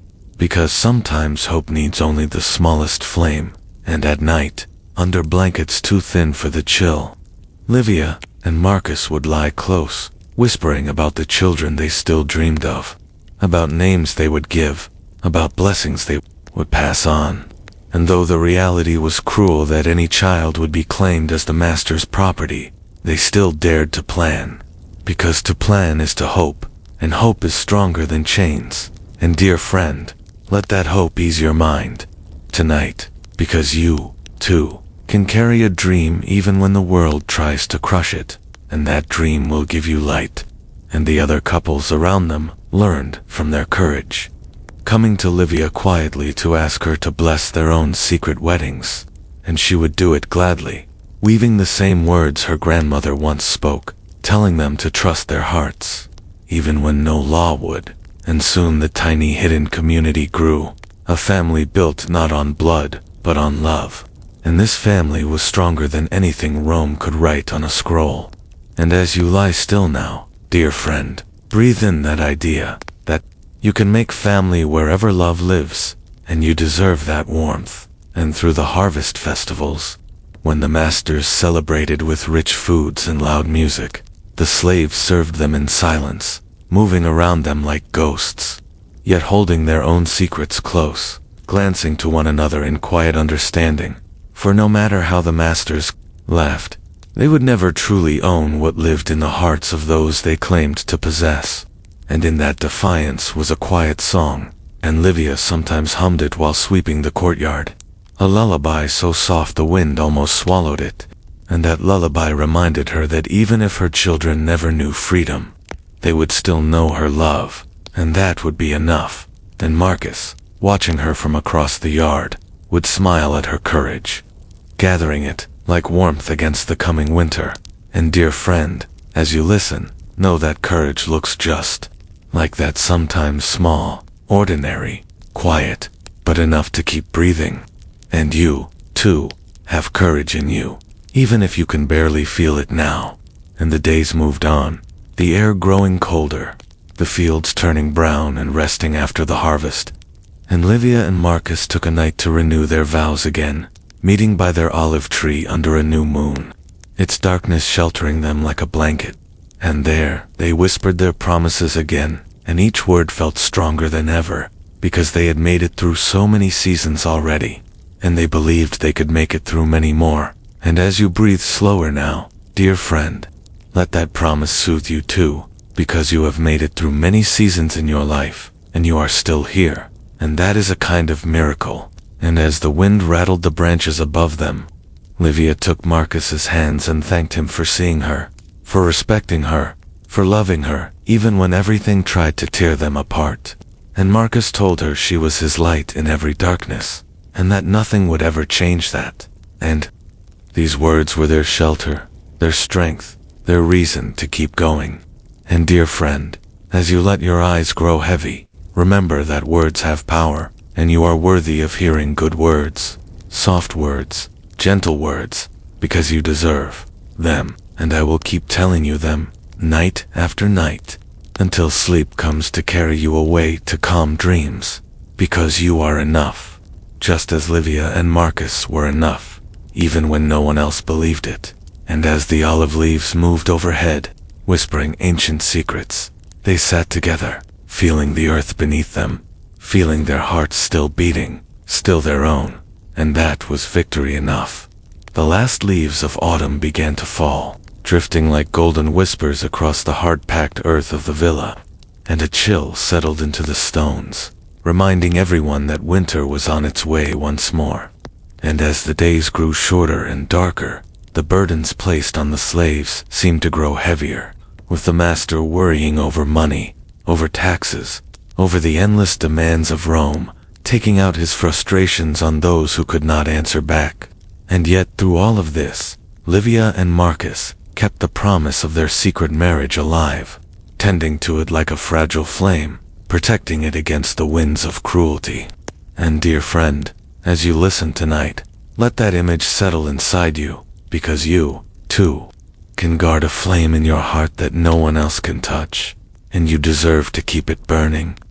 And so they carried their vows through days of gathering kindling for winter fires, through nights of scrubbing greasy pots, through cold mornings of hauling water until their hands felt frozen, and each small act of surviving together became a thread in their private tapestry of hope, woven so carefully that even the harshest overseer could not fully unravel it. And other couples came to them still, asking how to make their own promises hold strong, how to protect the names of their children, how to keep the stories of their parents and grandparents alive. And Livia showed them, again and again, how to stitch tiny blessings into clothes, how to carve a small mark on a scrap of wood, how to sing the old songs so softly they could travel through time.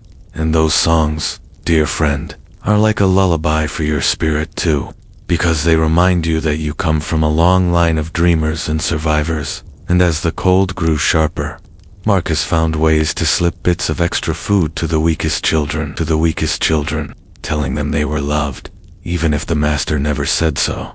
And these tiny kindnesses were acts of rebellion, more powerful than any sword. And in these acts, he reminded Livia that their marriage was a vow to care for others too, not just themselves. And she agreed, her heart full of pride, that even in a place designed to break them, they could still share compassion. And as you breathe softly now, dear friend, know that your own kindness is powerful, that each small good thing you do is a light in the darkness, and you should be proud of that. And the villa moved through those darkening days with a kind of quiet dread, because rumors came of new taxes, of soldiers returning to collect food, and young men for yet another war. And this fear made everyone more harsh, more desperate. And the overseer became more cruel, beating a boy who had fallen asleep at his work.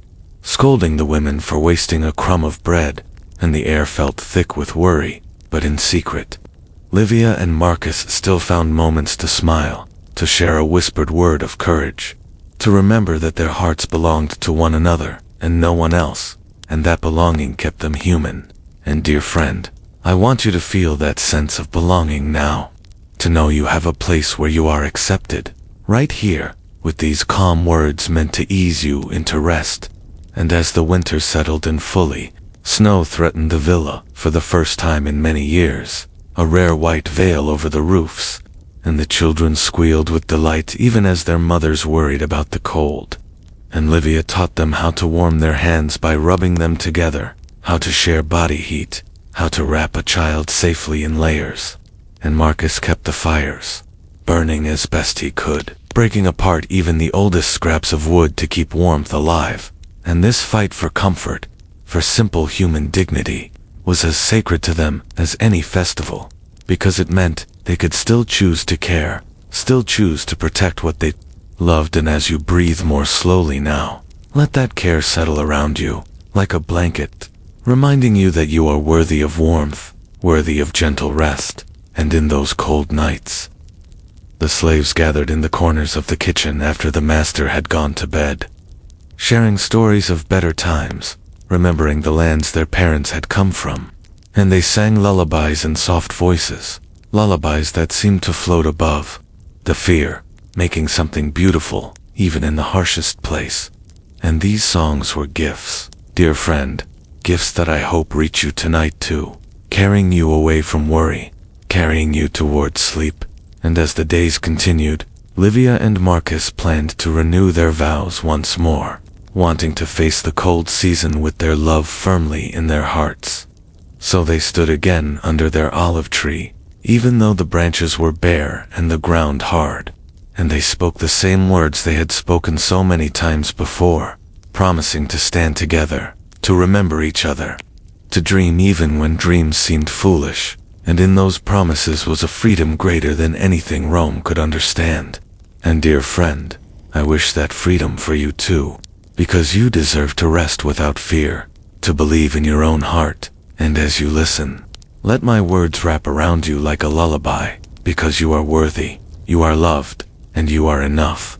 And after that night of renewing their vows, Livia and Marcus went back to work with a new sense of peace, knowing that no matter what the winter might bring, they would face it together, and together they could survive anything. And dear friend, as the night deepens, let that same peace find you, reminding you that you are stronger than you know, that you carry within you the strength of countless people who survived before you, who loved before you, who dreamed before you, and their courage lives in you now. So close your eyes, breathe gently, and let these stories calm every worry, because tomorrow can wait, and tonight, you are safe. Winter pressed harder against the walls of the villa, cold winds rattling the wooden shutters and creeping into every crack, no matter how tightly they tried to shut them. And each day, the slaves woke with frost on their blankets, their breath visible in the dim dawn light. But even in that harshest season, Livia and Marcus found ways to keep the promise of their secret marriage alive. For love, once chosen, can glow warmer than any hearth. And they clung to that glow through endless days of carrying firewood, scrubbing cold stone floors, and tending the master's household with numb hands. And dear friend, as you rest tonight, I want you to hold that glow too, because it is yours to keep, no matter how difficult your world may feel. And Livia, ever gentle, but stronger than she had ever known, comforted the children, who whimpered in the night, teaching them tiny tricks to stay warm, reminding them with soft words that they were not alone. And Marcus, with his calm hands and steady heart, helped the boys stack logs and carry water, telling them stories as they worked, stories about courage and love, stories that made even the smallest flame in the fireplace seem grand. And these stories wove through the hallways like hidden prayers, reminding the children, the mothers, the fathers, that they were more than tools, more than numbers on a ledger. They were human. And dear friend, as you listen now, let that knowledge settle gently inside you, because you are human, you are precious, you are enough. And as the days turned even colder, the master's mood grew dark. Frustrated with shortages, with taxes, with the endless demands of Rome, and he took out his anger with cruel words, with sudden punishments, with threats that made the children cry. But still, Livia and Marcus did not break. Instead, they renewed their vow once more in the night, standing at their olive tree, whose bare branches rattled above them like an old song, speaking the same words of hope and loyalty that had carried them through so many seasons. And those words, dear friend, are like a lullaby, reminding you that what you choose to carry in your heart is yours, and no one can steal it. And in those bitterly cold nights, the other couples gathered around Livia to find comfort, to learn again the old blessings, to share their worries and their tiny victories. And in those moments, a warmth rose between them, stronger than the cold, a warmth made from shared courage. And as you lie still now, let that warmth wrap around you, because you are worthy of it. You are worthy of every gentle kindness. And in the darkness, the children still sang, their lullabies, soft and brave, drifting like feathers across the straw floors of their quarters. And those lullabies carried memories of mothers, of fathers, of grandparents who had once lived free. And that memory was a rebellion Rome could never silence. And dear friend, I hope you feel that same rebellion now, because your spirit is too strong to ever be erased. And as the winter dragged on, there were rumors of sickness in the nearby towns, of soldiers bringing fevers home from the wars, and fear spread even faster than the disease, making the masters harsh, making the overseers crueler than ever. And yet the secret community of love and marriage among the slaves held strong, a network of blessings, stories, lullabies, and tokens that refused to break. And Livia kept teaching, kept reminding the young brides that their names had meaning, that their children could carry hope in the smallest of ways. And Marcus kept carving charms, tiny pieces of wood shaped like doves, like flowers, like stars, giving them to anyone who needed to remember they mattered. And these small gifts were priceless, dear friend, worth more than any coin, because they reminded each person that they were seen. And as you breathe softly now, let that idea hold you, because you are seen too. You are not forgotten, you are not alone. And each night, Livia and Marcus still found a way to meet, even if only for a moment, sharing a crust of bread, a quiet word, a look that spoke more than any sentence could. And those looks gave them enough courage to wake up again the next morning, to keep going, to keep hoping. And I want you to know, dear friend, that your courage deserves that same honor, because surviving is a kind of bravery, and you have survived so much, and I am proud of you. And so the nights went on, colder and harder, but dotted with these tiny victories, these small flames of love. And as the first hints of spring crept back into the air, a softer breeze, a bird singing on a distant branch, the hope returned with it, fresh and gentle. And Livia and Marcus once again dreamed of children running free, of names spoken with pride, of a world kinder than the one they knew. And that dream was enough to help them smile, to help them stand strong. And dear friend, as you rest tonight, I hope you hold a dream too, because dreams are seeds, and even if they take years to grow, they can change everything, and you deserve to believe in them. And as the children laughed again for the first time in weeks, chasing each other across the muddy courtyard, Livia and Marcus shared a look, knowing that no matter what else happened, they had made something beautiful, something that would outlast every chain. And you, dear friend, have that same beauty in you, no matter what scars you carry, no matter what fears you hold. And tonight, I wish you the calm of knowing you are enough, that you are strong, that you can rest now in gentleness, because tomorrow will wait, and tonight is for peace, for sleep, for remembering that your heart belongs to you, just as Livia and Marcus's did. No matter how cold the world became around them, spring returned at last to the villa, the air softening, and the olive trees shaking out their pale new leaves. and even though the masters still carried their bitterness, worrying about trade and taxes, the world itself felt gentler, reminding every person in that place that life could bloom again. And in that moment of small renewal, Livia and Marcus felt their own hopes blossoming too, stronger than before, rooted in seasons of surviving side by side. And dear friend, as you breathe softly tonight, let that sense of quiet rebirth soothe you, because no matter how hard your winters have been, you also deserve a gentle spring. And as the sun warmed the courtyard stones, the children began to laugh again, chasing each other with bits of straw and small flowers woven into their hair. And their mothers tried to smile, though the fear of losing them still weighed heavy in every heart. And in those evenings, Livia sat with the women, teaching them how to weave a blessing into a child's belt, how to sing an old lullaby that carried hope, how to whisper courage into a frightened ear. And these simple gifts, dear friend, are the same ones you deserve to, because you are worthy of calm, worthy of being protected, worthy of being loved.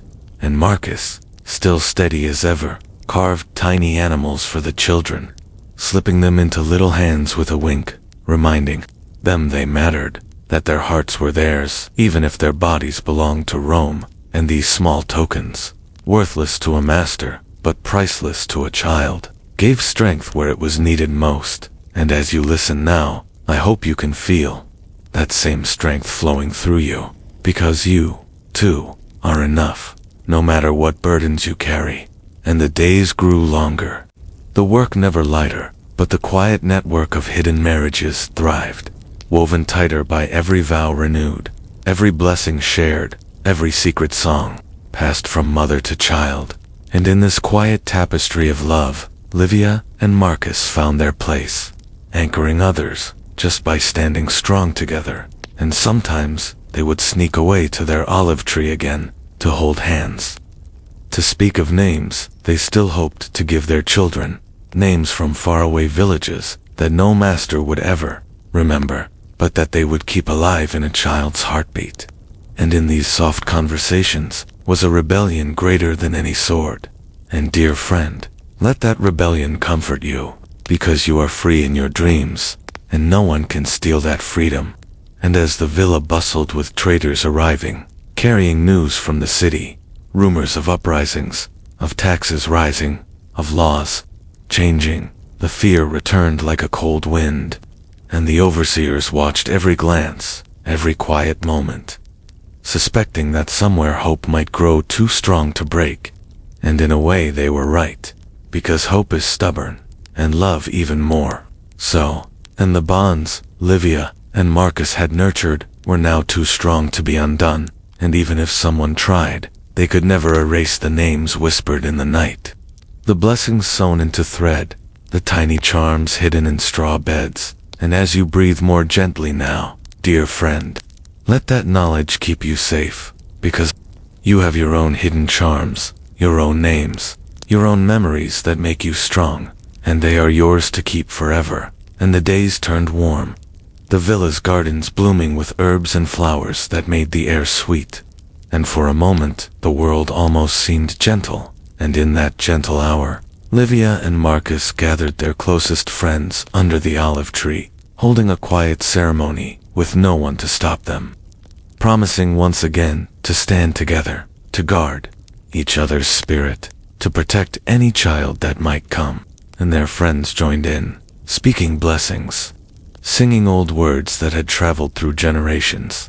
And this circle of voices, dear friend, is like a shield, reminding you that you belong, that your story matters, that you deserve to be seen. And as the dusk fell and the oil lamps burned low, Livia and Marcus sat side by side, tired but hopeful, breathing in the scent of thyme and lavender, feeling a moment of peace that Rome could never fully crush. And dear friend, I wish that moment for you too, right here, in this calm, where you can let go of your fears and simply rest, because you are enough, and you are safe.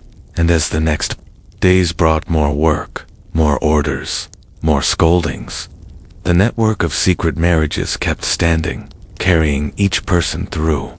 reminding them that they were part of something greater, something no master could measure or break. And in those quiet bonds was the promise of tomorrow, of survival, of dignity. And you, too, dear friend, carry that promise in you, and I will. Keep holding this story so you can rest deeper, so you can trust that you are worthy of gentle dreams tonight.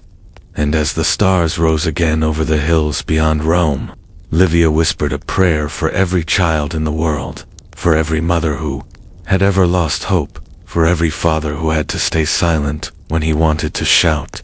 And that prayer still drifts across time, reaching you now, reminding you that you are not alone, that your heart is a place of courage, and no one can take that from you. And as you let your breath slow, as your eyes grow heavy, remember that tomorrow is another chance to hope, and tonight is a gift for resting, and you are worthy of that gift, exactly as you are, without changing a single thing. So sleep now, dear friend, carried by a story of love that could not be destroyed. As the gentle days of spring pushed further into the warmth of summer, the olive leaves dancing in the breezes, and the herbs growing fragrant under the sun, the villa moved into another season of endless tasks, but woven between those hours of carrying water, sweeping halls, tending gardens, and answering the harsh calls of overseers, there lived a thread of hope stronger than any iron chain. For Livia and Marcus still carried their quiet vow, their secret marriage rooted in every small kindness they had shown each other through season after season. And dear friend, as you breathe slowly now, let that idea soften your heart, because you too can hold a secret place inside you where love cannot be crushed. And so they rose each day with tired backs and aching hands, but a fierce spirit, and in their private thoughts, they dreamed of children who would remember their names, of lullabies passed down through soft voices, of tiny tokens tucked into a cloth or woven into a belt, so that a child might someday feel loved, even if they were born into chains. And these dreams, dear friend, are worth having, because even the dreams you fear may never come true still keep the soul alive. And in those quiet hours, after the master had gone to bed and the lamps burned low, the women gathered with Livia in a corner of the kitchen, learning how to make simple blessings, how to trace protective shapes in flour on the table, how to hum a lullaby that could carry strength as well as calm. And Marcus taught the boys in the woodyard to carve small symbols of hope, showing them how to hide these signs so they could remember who they were. And through these lessons a community stronger than any whip took shape, a family tied not by blood but by shared courage. And as you listen tonight, let yourself feel part of that family, because you are worthy of being seen, worthy of being honored, and worthy of peaceful sleep. And when rumors came of soldiers returning from new battles, carrying harsh orders from distant Rome, the fear threatened to smother those fragile joys. But Livia and Marcus refused to let go of their vow, gathering their closest friends in a hushed meeting under the olive tree to remind them of the promises, to tell them again that they were more than what the law declared. And these soft words stitched their courage back together, a gentle armor against the overseer's suspicion. And dear friend, as your mind grows still, let that gentle armor wrap around you too, because you are not alone. You have every right to believe in your worth. And as the children played among the herbs in the courtyard, picking lavender and thyme to braid into each other's hair, Livia smiled through her weariness, seeing that spark of childhood still shining, even in a world that called them property. And she vowed quietly to protect that spark, to pass on every story she knew, every name, every tiny scrap of dignity she could save, so that no child would ever fully belong to Rome. And dear friend, I hope you hold that spark too, because you are nobody's possession. You are free to dream, and that freedom begins inside you, right now, with your calm breath and your steady heart.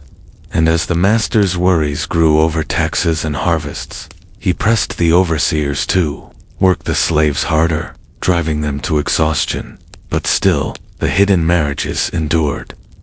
Still, the small secret tokens were passed from hand to hand, Still the lullabies drifted across the quiet rooms at night, soft as feathers, refusing to die, and sometimes Marcus would sit with a group of boys, telling them a story about a river that ran past his mother's village, describing the fish, the trees, the sky so blue it looked like forever.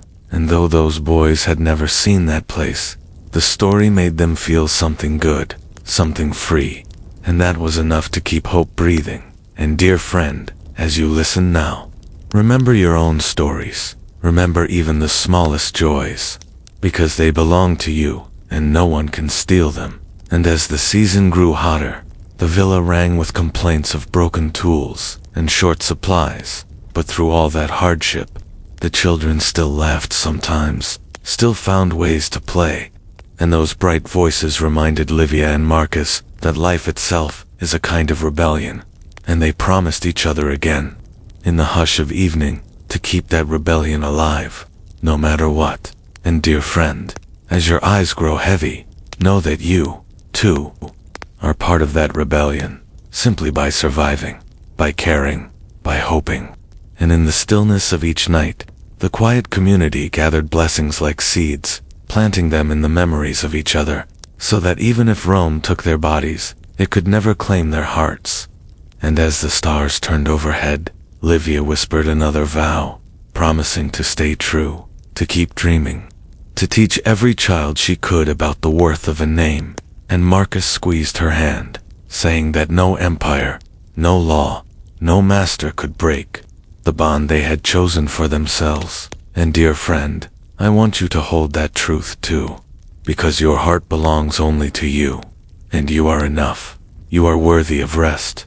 You are worthy of love, and you can close your eyes now, breathing softly, knowing that I will keep telling these gentle stories, night after night, until sleep comes to gather you into peace. As the heat of summer burned through the villa with its harsh sun, turning every stone and path warm to the touch, the air thick with the scent of herbs and sweat and long days of hard work, Livia and Marcus continued to keep their secret marriage alive, tending to it the way one tends a hidden flame in a dangerous wind. And though the masters pressed harder than ever, worried over grain shortages and soldiers roaming the countryside collecting taxes, the quiet bond between them never wavered. And dear friend, as you breathe gently now, let that same quiet bond of hope and loyalty ease your heart, because you, too, are allowed to protect what matters to you, no matter how fierce the world feels. And so each day, they rose before the sun, shoulders aching, hands already rough, and faced their endless chores, moving through the villa like shadows, but always keeping an eye on one another, always remembering the small promises. And in those moments, their eyes said everything. I am still here. I still choose you. I still believe. And those looks held them steady through every insult, every command barked by overseers who saw no humanity in them. And as night fell, and the lamps burned low, Livia would gather the women and share stories of blessings, old prayers stitched into tiny knots of strings, words carried from a grandmother's voice now given to a new mother's heart. And Marcus did the same with the boys, teaching them to carve tiny doves, tiny lions, tiny tokens that spoke of courage, tokens they could hide in their pockets, so that no matter where they were sent, they would know they came from people who loved them. And dear friend, I want you to feel that same comfort now, as if you hold a small carved dove in your hand, a promise of your own worth, a sign that you matter, because you do. And the days moved on with a terrible sameness, but inside their quiet hearts bloomed 1,000 small rebellions, each one a reminder that Rome could control their bodies, but never their spirits. And the children laughed between chores, weaving games out of sticks and stones, inventing stories about faraway places they had never seen. And Livia watched them, letting her heart soften, imagining a future where no one called those children property. And in that vision, she found the courage to keep going. And dear friend, as you listen tonight, let your own vision of a kinder future rise too, because you deserve to believe in something gentle. And as harvest approached again, Everyone worked in a frenzy, afraid of punishment if the grains were lost. And yet even in that fear, the secret vows went on. More couples, asking Livia and Marcus to help them stand together, to say the words no priest would ever say, to bless their names in the quiet of a kitchen or behind a crumbling wall. And these small ceremonies felt bigger than any grand wedding in a marble temple, because they were woven out of courage. And as you lie still now, dear friend, let that courage wrap around you like a warm blanket, reminding you that you are worthy of loyalty and love. And the weeks passed with the endless flow of harvest labor, the air filled with dust and chaff, and still the secret marriages held strong, and the lullabies continued too, drifting across sleeping children, reminding them that no matter how harsh their days were, their dreams could still be free. And you, dear friend, can let your dreams be free too, tonight and every night, because no one owns them but you. And in the hush after the hardest days, Marcus would sometimes slip away to the olive tree to wait for Livia, and they would sit there, breathing quietly, sharing a crust of bread or a few olives, and speaking of the names they still longed to give to a child, names that had traveled through generations, names carried by grandmothers and uncles long gone, and these names were a shield, a piece of the past no one could erase. And as the sun set in pinks and golds over the villa's rooftops, their whispered promises felt powerful enough to lift all the pain from their tired shoulders. And dear friend, I hope you feel that same lifting now, as you breathe gently, letting your own shoulders relax, because you have carried so much, and you deserve to rest. And as the last days of summer arrived, the masters grew uneasy, with rumors from the city of more unrest, of protests, of stolen property, of slaves daring to run, and the fear of losing their control made them crueler, made them watch more closely, and the overseer prowled the halls at night, looking for forbidden gatherings. But even his suspicion could not kill the blessings sewn into clothes, or the tokens buried under straw mattresses, or the lullabies floating through the air, because those were room-proof, made of something beyond chains, made of love. And dear friend, let that thought steady you, because you, too, have parts of you no one can ever own, and they are yours to keep. And as the children laughed, chasing one another with scraps of cloth tied like capes, the dreams of Livia and Marcus felt real enough to taste, even if they were still far away, and that taste was enough to keep them steady, enough to keep them human. And as you lie still now, dear friend, let yourself taste a dream too, a small one or a great one, because dreams are your birthright, and no empire can take them. And as the harvest drew to its end, the olive tree stood quiet and strong, a silent witness to another season survived, its leaves trembling as if in blessing, and beneath it, Livia and Marcus held hands, hearts beating slow but strong, and promised each other one more time that they would never let go, no matter what storms came next. And dear friend, I hope you feel that promise in your bones, because you, too, are worthy of someone standing with you, of someone remembering your name, of someone telling you that you are enough, just as you are. And so breathe softly now, letting the night hold you like a safe embrace. Because here, in this moment, you belong, and no one can take that from you. As summer surrendered its final warmth to the gentler winds of autumn, the days at the villa grew shorter, shadows stretching longer across the courtyard stones, and the olives ripening on the branches with a dark, dusky sweetness. And though the world outside the villa's walls changed with the season, inside the rhythm of endless labor never slowed, the slaves working from before dawn until after dusk. But through all this, Livia and Marcus still guarded their precious vow, their quiet promise to stand together. And dear friend, as you listen calmly now, let their promise soothe you, because even in the longest night, a promise of love can keep you warm. And so they rose each day with tired limbs, but strong hearts, carrying water, sweeping dust, washing the master's linens until their hands stung, but always holding a thought for each other, a silent word, a glance, a blessing hidden under the linen folds.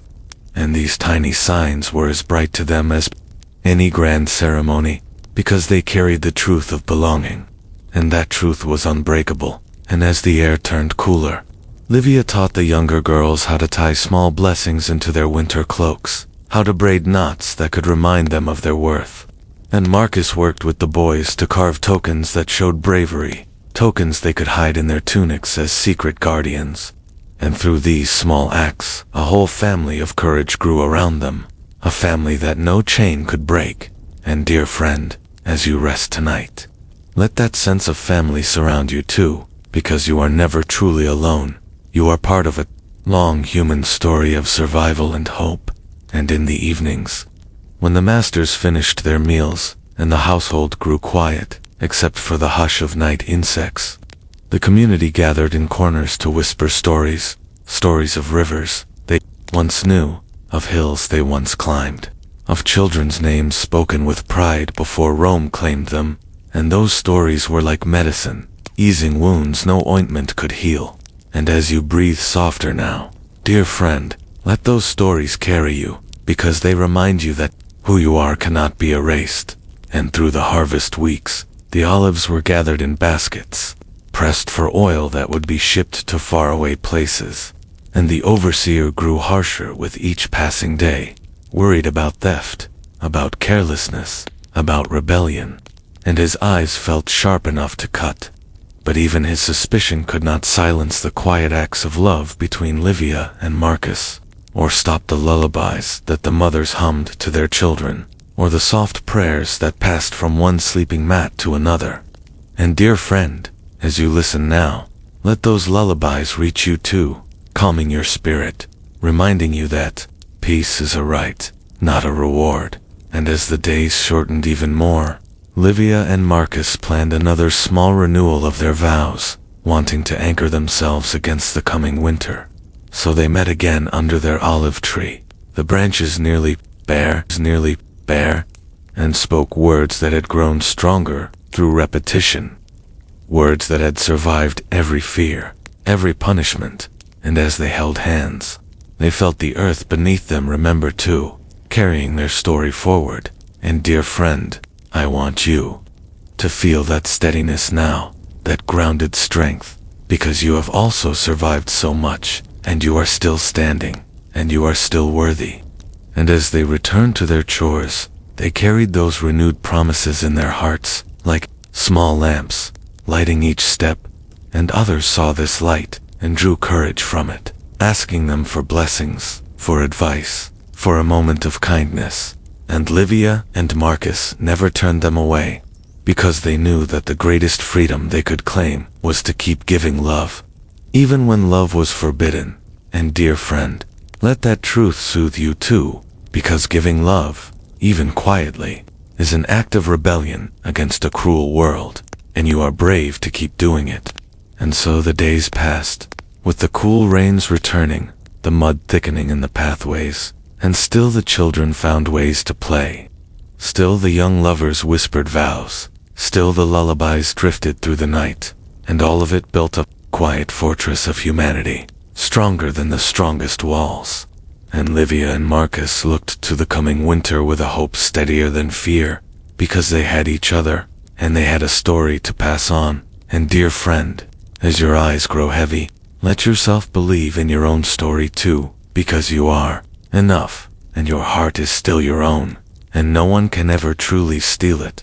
And so you can rest now, knowing that your dreams are yours to keep, that tomorrow will come when you are ready, and tonight is yours for calm, for safety, for the gentle remembering that love, even hidden, even wounded, is still love, and still yours. As the wheel of the seasons turned once more, and the first chill of another winter began to whisper through the cracks of the villa's stones, Livia and Marcus stood quietly beneath their olive tree, looking up at the fading leaves that had watched over them through so many secrets.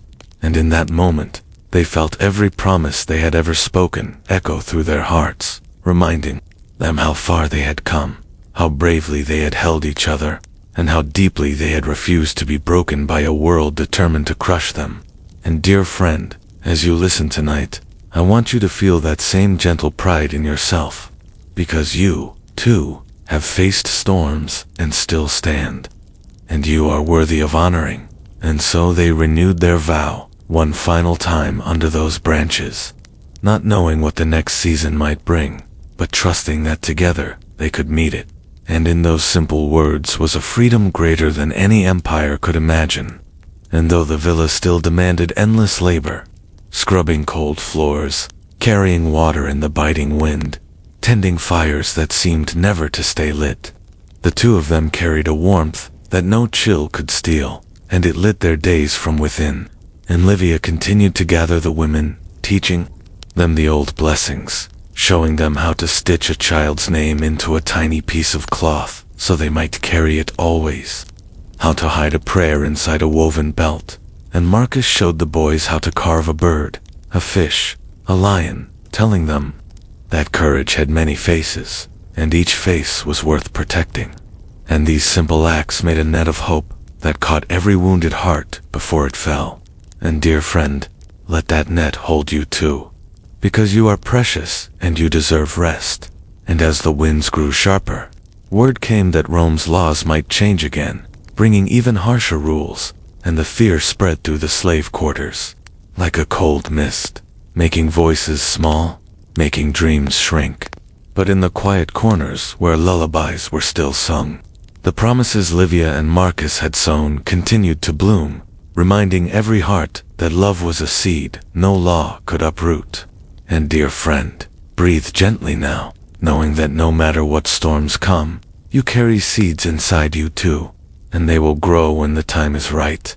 And the days grew shorter, the sun weaker, the nights longer, and in those dark hours the community held each other tighter, sharing stories of freedom, even if they had never seen it, sharing songs of ancestors who had walked under open skies, and those songs made the walls of the villa less suffocating, letting minds wander past them. And Livia and Marcus found strength in that, letting their minds wander too, dreaming of children who would run in fields unafraid, of grandchildren who would speak their names with pride.